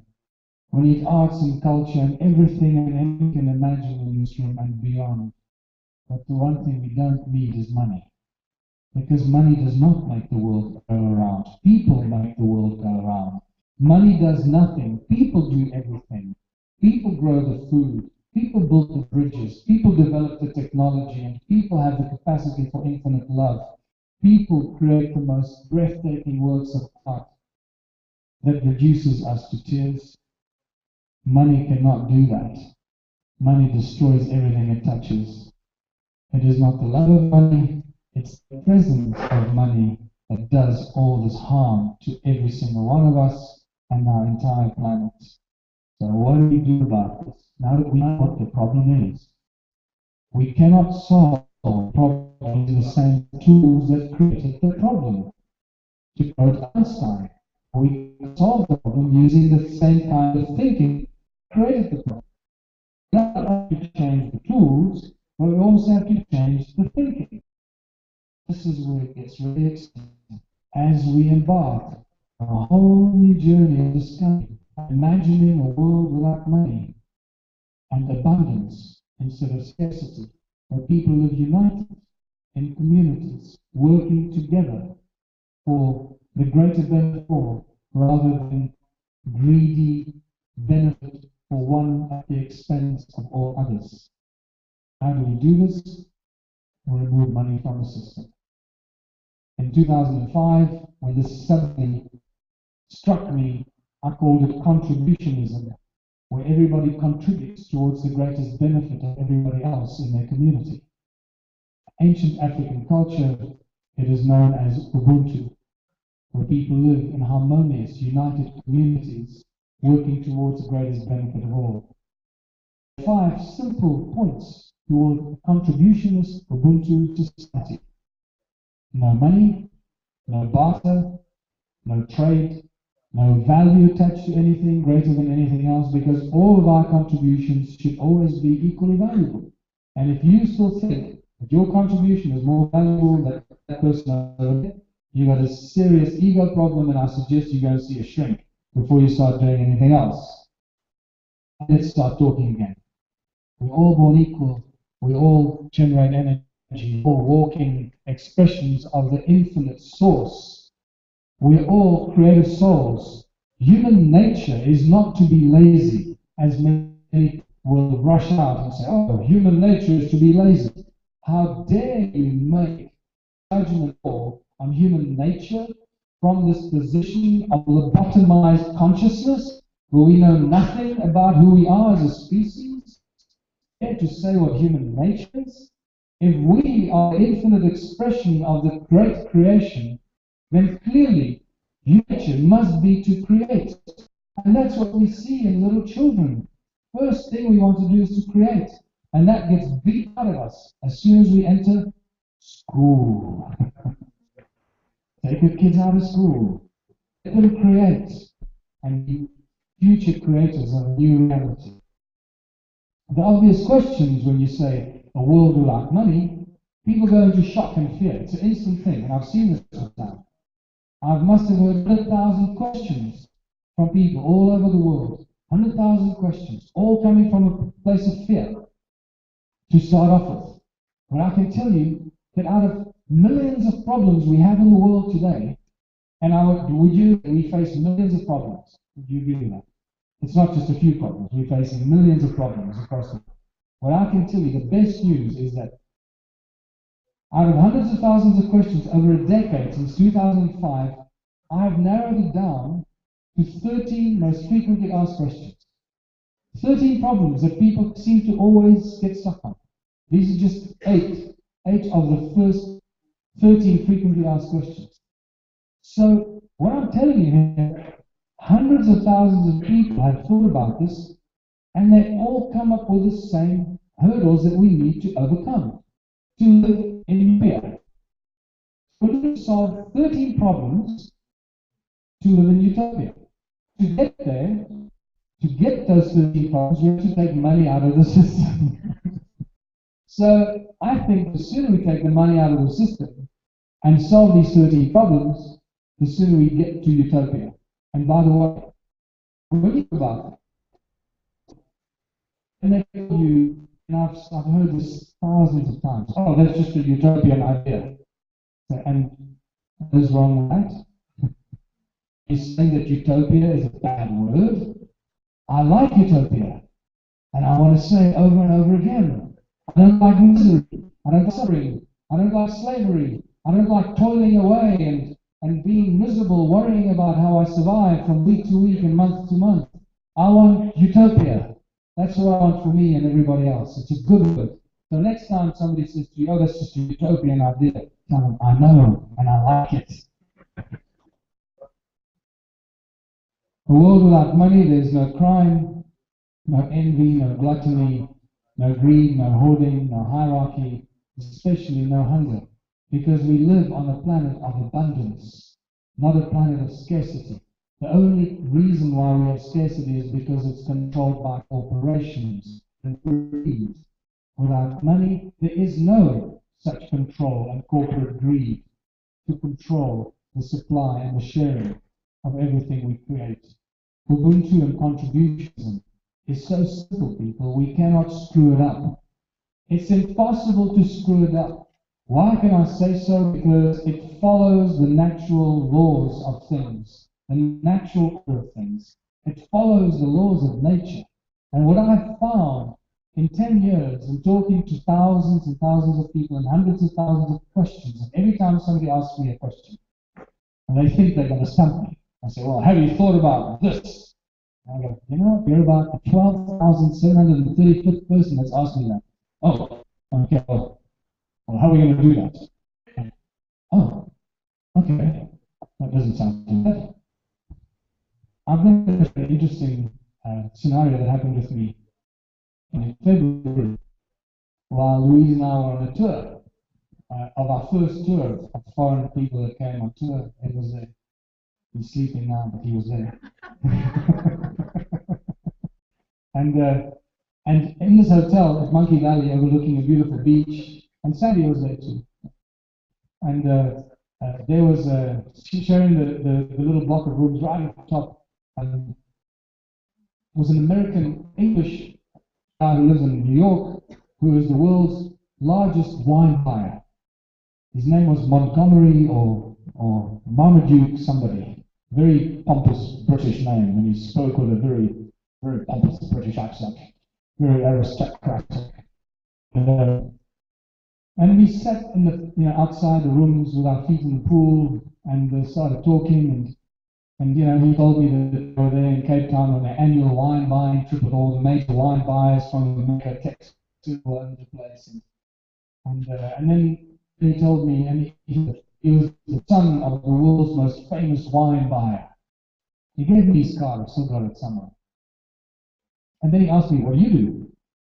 At which point I said, okay, well, it's not easy to explain, but I write books about, I research ancient human history and ancient civilizations, and I also talk about a whole new social structure, moving away from a capitalistic system to a system without money. And that's normally how I gently lead people into what they do. Otherwise, how do you explain to somebody? What do you do? In my situation, it's a bit picky. So eventually I told him about this moneyless society and Ubuntu and contributionism that got, eventually it gets there. And I could see he was really perplexed. He was sort of pretending to get it, but not very comfortable with it. And at one stage, I said to him, look, it's a society where everything is available to everyone all the time, because that's how it works. So people create for the benefit of everyone in their community. You can choose your community where you live. The money doesn't exist. And he said, so who's going to get to drink the best wine? So I thought about it for a few seconds, and I thought, okay, this is going to be an interesting to explain to this guy, interesting thing to explain to him. And I said, look, I'm going to have to explain this to you by using, a level of understanding of technology and science. You're going to have to bear with me here. So first of all, I need to ask you, well, who decides what the best wine is? And he said, well, everybody knows where the best wine is. All the best wine grows in a specific part of France, and there's only 100 square meters that grows vines, and the best wine in the world, that region in France. I said, says who? So everybody in my industry knows this. I said, well, you might think it's the best wine, I think it's the biggest pile of crap. And he got very offended about that. And then I said to him, look, first of all, your argument is a serious problem because there's a lot of ego and hierarchy attached to that. And so let's just go back and if I explain that in a world without money, the technology that exists is such that we can replicate the exact set of circumstances that prevail around that little patch in France, so that we can replicate exactly the same circumstances anywhere else in the world and create the same kind of wine. And he said, oh, what kind of rubbish, I've never heard of that. Aha, you know what I told him. He didn't take that lightly, he was very upset with that. So I said to him, but it goes a little further, In a world without money, where there is no lid on technology, we have already now the technology to reconstruct the molecular structure of your best wine in the world and reconstruct it anywhere else in the world in as many places as we choose to, so that it's exactly the same molecular structure, taste, consistency as your best wine from that little patch in France. So the answer to your question is, who gets to drink the best wine? Everybody. He didn't like that. And I hope by explaining that to you, you allow yourselves to think in a world without money, where there is no lid on technology. In a world without money, will we be driving in cars? Will we be levitating? Possibly, probably. Will we be transmutating? Most likely. Will we be using fossil fuels? Definitely not. Will we be living in the kind of cities we live in today? Definitely not. Will we live in more harmonious communities, in sync and harmony with nature? Absolutely. Not immediately, but eventually. And so it goes. As you allow yourself to think about the world of money, you start releasing these obstacles on humanity as we face it today. So, how do we get there? From a money-driven, capitalistic, consumeristic, greed, ugly society, how do we get to a world where everything is available to everyone and we create an abundance for everyone by working together? We get there step by step. I believe that the team will have small steps, and we're going to have to, unfortunately, use money to free ourselves from money. Let me remind you what I said earlier. It is the most powerful control mechanism in all of human history.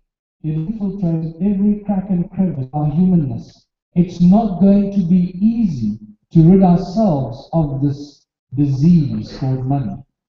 But that doesn't mean it has to take a long time. We just have to start the process. And the good news is we've already started the process. The Ubuntu movement has members in more than 250 countries around the world. The video of Ubuntu and contributions are being watched by dozens of thousands of people every day around the world. The message is spreading. It's not my system. It's a universal system. I just somehow have this information. I'm sharing it with everybody else. And it's now up to everyone else to start sharing this information with everybody else they know. So I also believe that the transition will come in small towns. It's a lot easier to unite people in small towns than it is in large cities.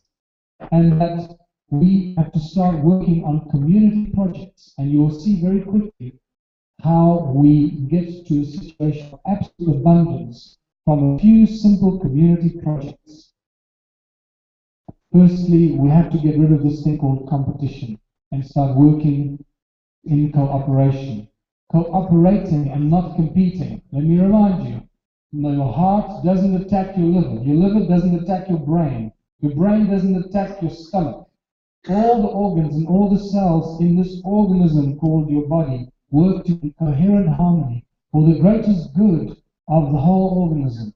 And that's how we're going to work as members of our communities, working together in cooperation, not in competition. Competition is the worst thing that could have ever happened to humanity.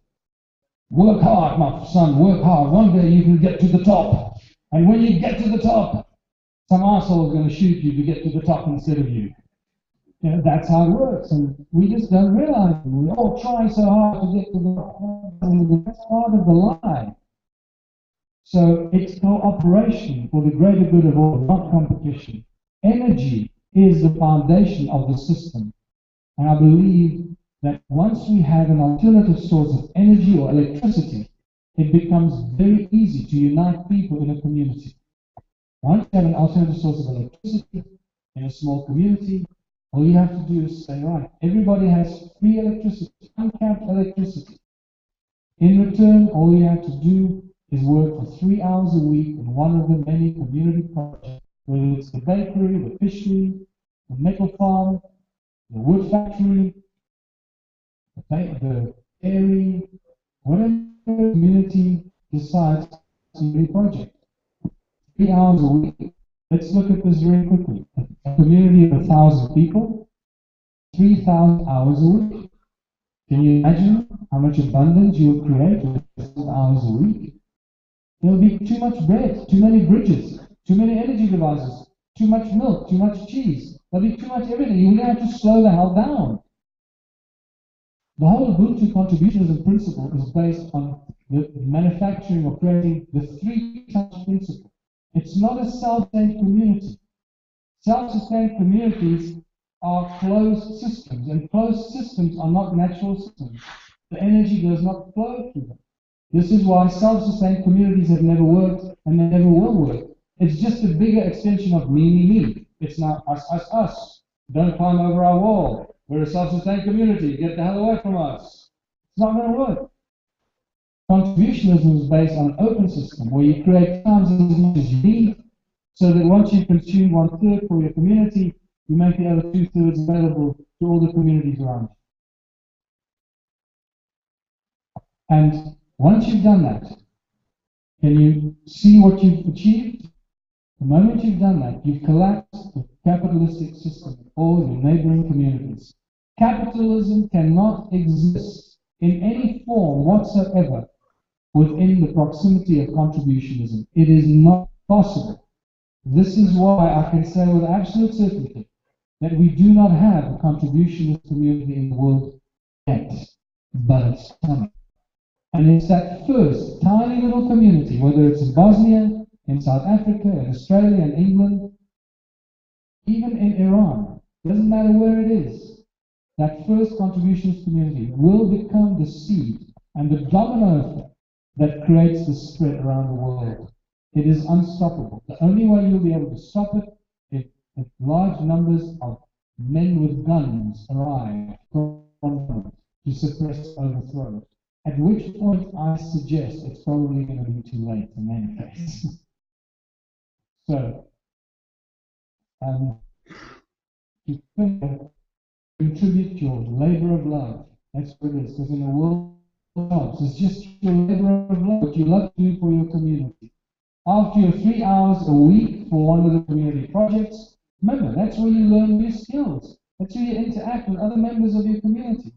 And because it's 1,000 people, you need to live in this model community. 1,000 people. You need community projects to fill, for 1,000 people. So you'll be doing a lot of things, a lot of different things.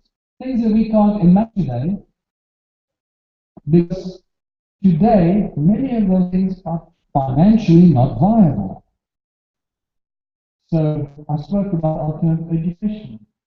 That's one of the key things we need to do, where the community appoints the master teachers, where teachers do not appoint themselves to the Department of Education because they've got a certificate, but because they're truly masters of their trade. No jobs, labor of love. The Ubuntu movement has members in more than 215 countries now. In the town of Waterval-Boven, we've started several community projects. Some of them are, the most important one is a food kitchen to feed the poor, the hungry. Every town, every community, every country, special circumstances that you will have to work with your own community. That's different from another community. But you'll know exactly what to do for your community. In our community, we have 80% unemployment. 80% unemployment. And yet the people survive. So the first is create a community kitchen to feed the homeless, the hungry, about 208 orphans, young mothers with HIV children that can never get jobs. It's a big problem. That's why we have crime. Not because people want to steal, because people have no jobs. The moment you create a community,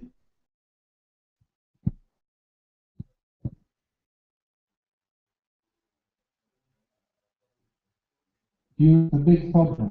How do we fund the community kitchen and the food to feed the homeless and the hungry and the aged? We recycle the rubbish dump. All the money that we make from the recycling will go into buying food for the food kitchen. But now you can't feed the people. You have to start the whole philosophy of contributionism. Otherwise, you're creating a culture of dependency. So, as you can see, several things have to happen at the same time. So, we need to create some community projects.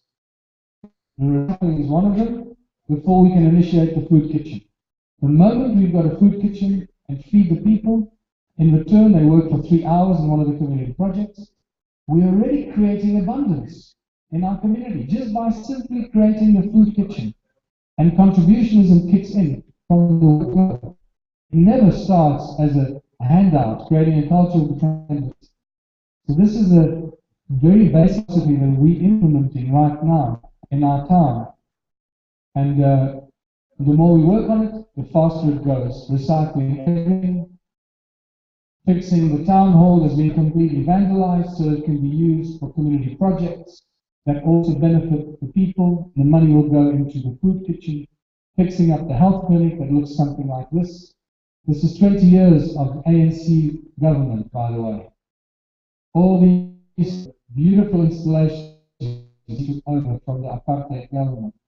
5-star installations that were demolished and destroyed and vandalized 20 years ago. One dictatorship taking over from another. Who was worse? I'll leave it up to you. Sporting facilities are dust bowls, broken down, cannot be used. This is all the stuff we're doing in our community projects. This is what the rugby field looks like on the left. This is what the cricket field looks like on the right. The grandstand and the showers. This is all the stuff we're doing with the community projects and the money that we raise. So when you get emails from me saying we're raising funds for community projects, you have no idea what it is we're doing. But I'll be communicating this on a much far more detailed scale. This fish farm has been vandalized. It belongs to the municipality. It's a 5-star state-of-the-art fish farm that can breed 1 million fish a month. We can feed the entire community. And one of those halls, I want to create a mushroom growing plant in one of those huge halls. Those are huge halls. We'll be exporting the mushrooms to the entire province from that.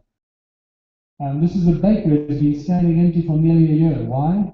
Because the lady that ran it could not afford the electricity bill. So now you start understanding why electricity is such an important foundation of this new kind of community. Growing gardens, totally vandalized. And this brings me to the end of this presentation, but before I end, I just want to talk about the South African elections and why we turned the Ubuntu movement into a political party. And this is critical, because some people think, oh, you turned this great philosophy into a political party, now you've sold out. No. If you think that, then you don't understand how all this stuff works. Most of the things I've been saying in the public domain are so inflammatory and so dangerous that I could be charged with treason. And treason, you go to jail for life. So, the moment you put this information out there on a political platform, it's your protection. I can say anything I want as a politician, campaigning for a political party. I can say that all women should dye their hair purple, and all men should wear short pants, or never grow food on Thursdays. Or our political manifesto could be the weirdest bloody thing imagined. It just so happens that our political manifesto says some very fundamental things, like we're going to close the central bank and replace it with a people's bank. Issues money for people, by the people, tax-free and interest-free. Not because we want to continue the philosophy of banking, but because that is the first step towards liberating the people from the central banks. Put it back in the hands of, this has happened many times before, with great success, but every single time that happens, in the past, every single time that people's banks have been created, the influence of the banking elite have infiltrated the political arena and reinforced their private banks into those governments through bribery, corruption. Now you can see, even if you have a people's bank, as long as you got money, people will be bribed, corrupted, and money will corrupt everything. That's why the people's bank is just a short interim step to relieve people from their misery, the immediate slavery, and allow them to think freely and take the lid off the pressure. And once people realize that money is available for everything all the time, very soon they realize, well, we need to build a bridge. We're going to go to the People's Bank to get the money for the bridge. We know we're going to get the money, so why do we have to go to the bank to get the money? Why don't we just build the bridge? Very soon people start realizing that money is just a tool and an illusion that was created as a tool of enslavement. And we'll get rid of it in the way I've described, or something like that. So we entered the South African elections on the 7th of May. We had 1 million followers going into the elections. 1 million followers. We expected at least 4 seats in Parliament. How naive could I have been? No idea I had how corrupt and controlled the political election system is. Doesn't matter where you are. I'm not sure how it is here in Bosnia or Slovenia or Croatia. Maybe it's slightly different. Maybe the consciousness has shifted so much that the next elections, wherever they may be, will not be as controlled, because the cat is out of the bag. So this is the TV commercial that we put out. I hope you appreciate this. I recorded this when I was in Munich. I was on tour of Europe in March when we realized we were going to be in the elections. And we had about 6 weeks to prepare everything and to participate in the elections. So I put this outside of Munich, and we sent this to South Africa. And in fair and free elections, when all the parties are supposed to be treated evenly, the Ubuntu Party got about 12 fightings of this commercial on national television, while the ruling party, ANC, got about 248 fightings. Free and fair elections. They fight it for free, but it's based on size and the following of your party. So this is what our TV commercial said.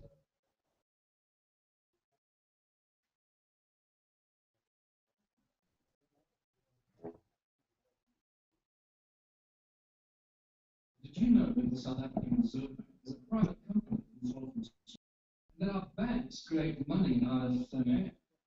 The government knows this, but they're not telling us. This is Michael Telling, founder of the Ubuntu Party.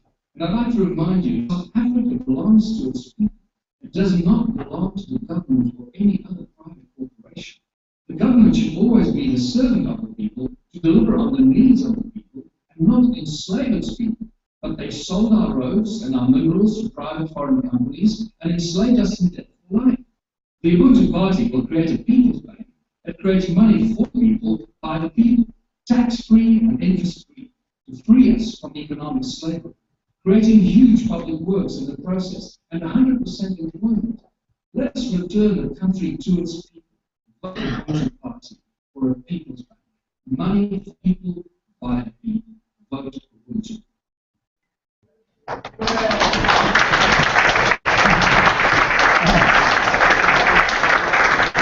Thank you.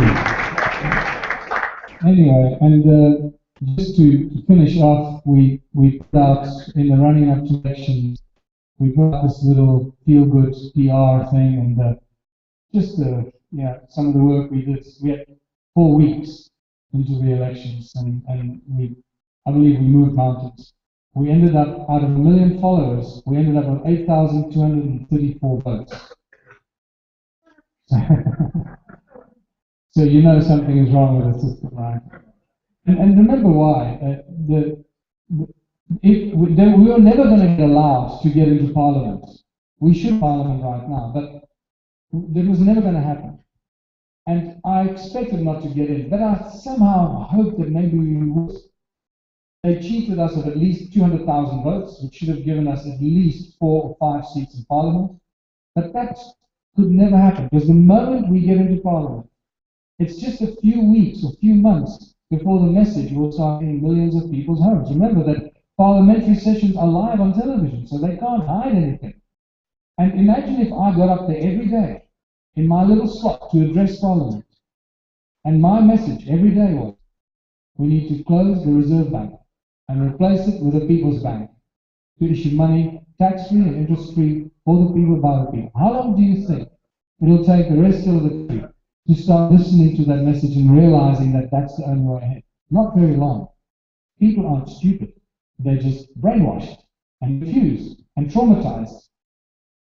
And once they know, once they wake up and they realize that there is a way ahead, you're not going to stop it. So right now, about 12 countries in which we are forming Ubuntu parties: USA, Canada, England, Australia, Germany, Switzerland, Austria, and a few others. I would like to see an Ubuntu party here in Bosnia, in Slovenia, in Croatia, because I believe these countries are perfect opportunities for this. Once you get into parliament, I believe that in the next 5 years, we will see Ubuntu parties in many governments of the world. For the first time, create a global political movement of consciousness, trans-border, transnational, sharing the same simple philosophy of unity, uniting people around the world that has never happened before in human history. This, to me, is the new age of enlightenment that the prophecy talks about. This is why I say we are ones we've been waiting for. We are living the age of prophecy. It can be denied anymore. So, just to play you this, I hope you enjoy.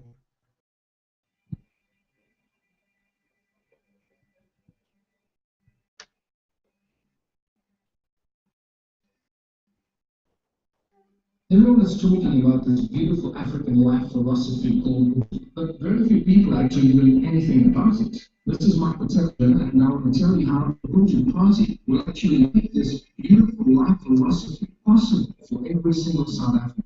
So I would like to remind you that we, the people, appoint the government to act as our servants, to do the best in dramatic at every level, actually to the people and to the government. And above all, the economy has been hijacked by international banks. We granted complete freedom to financially cripple South Africa, plunging us into a life of debt. Pay attention to this. The South African Reserve Bank does not belong to the government, it does not belong to the people. A private company that has been given the right to issue the money for the South African people and to dictate the financial policy of the government and in turn to the people of the country. And under the protection of the South African Reserve Bank, always have been given complete freedom to create money out of thin air that they then lend to unsuspecting people at compounded interest, turning all of us into debt slaves for the rest of our lives. So based on these facts, the Opposition Party proposes to do the following: to restructure the entire banking system to serve the people and not to enslave the people, to establish a people's bank instead of the South African Reserve Bank that creates money for the people, by the people, and in this case, the money will be tax-free and interest-free, with 100% government as a result, and stop the financial enslavement. We need to support our scientists and inventors to deliver a renewable source of free or almost free energy for every South African. We need to support our traditional healers and the research scientists to go back to basics and find alternative cures for all disease to prevent the drug cartels from hiding such cures from the people, because we know that cures for diseases have been found and can be released to the people.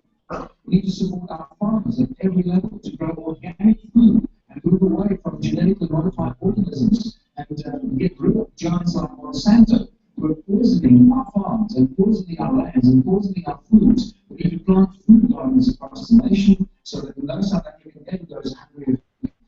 We need to decentralize the government so that people can govern themselves in their own communities, taking care of their needs immediately, supported by the people.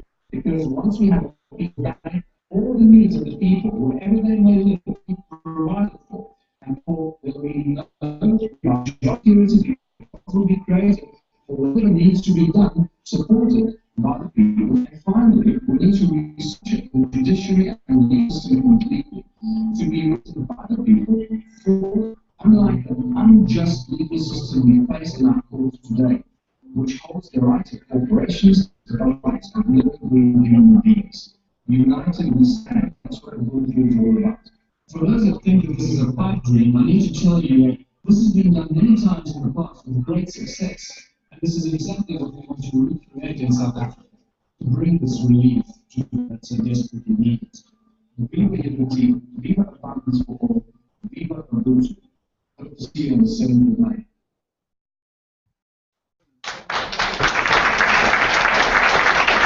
Thank you very much. So, to finish up here tonight, and the Ubuntu book has been translated into Francais as well, by the way. So, it should be finished by now. So my message to you tonight is, don't just sit with this information. Go out there and tell everybody. Share your knowledge with others. Become a seed of consciousness, and tell everyone you know, because once they hear it, they cannot unhear it. And even if you're scared and you're not quite brave enough to share this information with the people, buy them a Ubuntu book and give it to them. It's a lot easier, then you don't have to argue with them. And if you can't afford it, if you just want to share this, then just go find a pharmaceutical convention somewhere, think these thoughts and go stand in the door and just throw your energy at them. And they'll get it. They'll get the message from your language and your energy. And so go out there, be a seed of consciousness, and share the information. And thanks for listening. I hope I've given you something to take home. Thank you. Good night.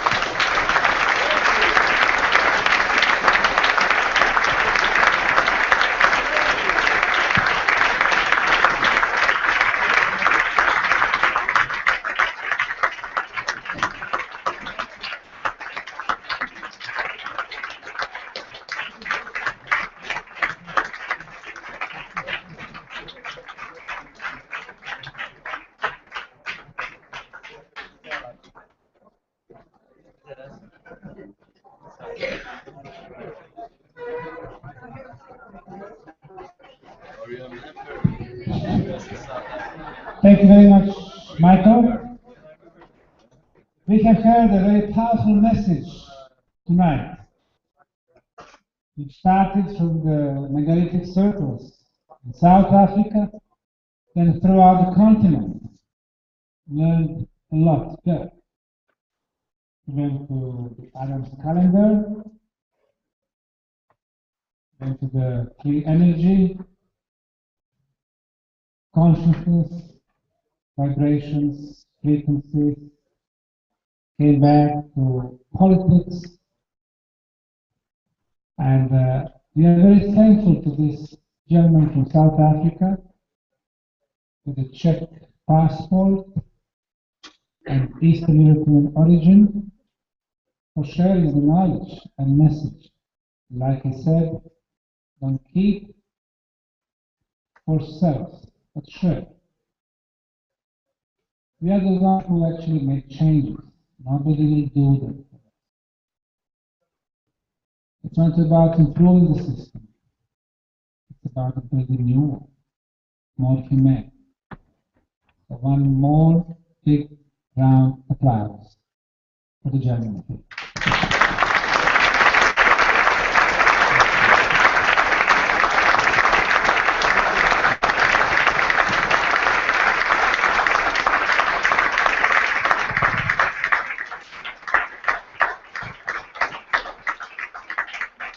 A wonderful job, Cristobal. Take you to the French group.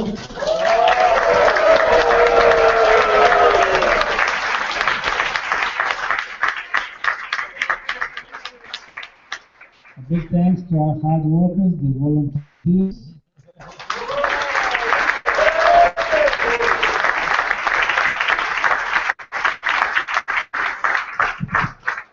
And now you'll be able to go back to the circle. And a little information for our conference participants for tomorrow. 9 a.m. in front of the hotel.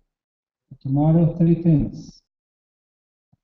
We're going to visit our lab, guided by our archaeological manager, Timothy Moon. We're going to visit the local museum to get the context of all these happenings in the more recent times. And we are taking you to the tunnel Ravne, where we're going to shut the tunnel for you only. So, 9 o'clock in the morning, thank you, have a good night rest.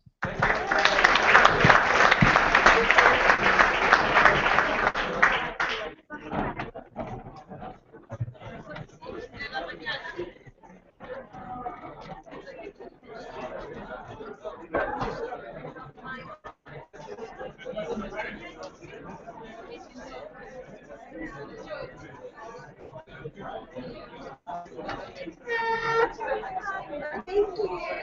I'll see you tomorrow. Okay. Working hard.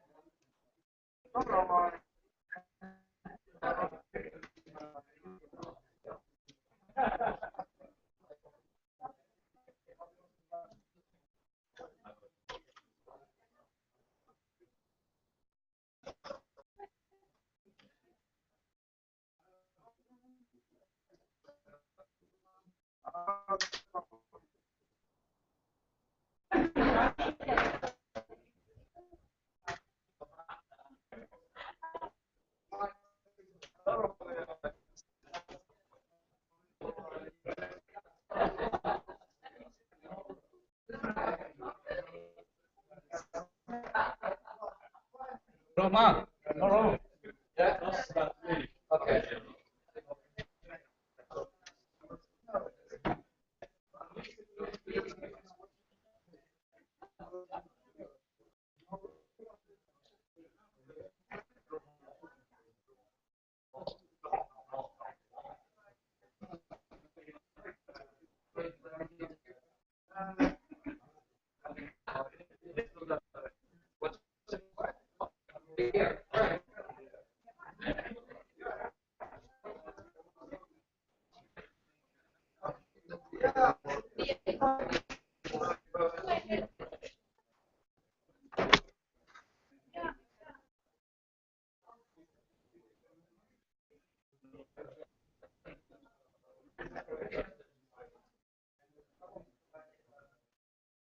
Šta ti reče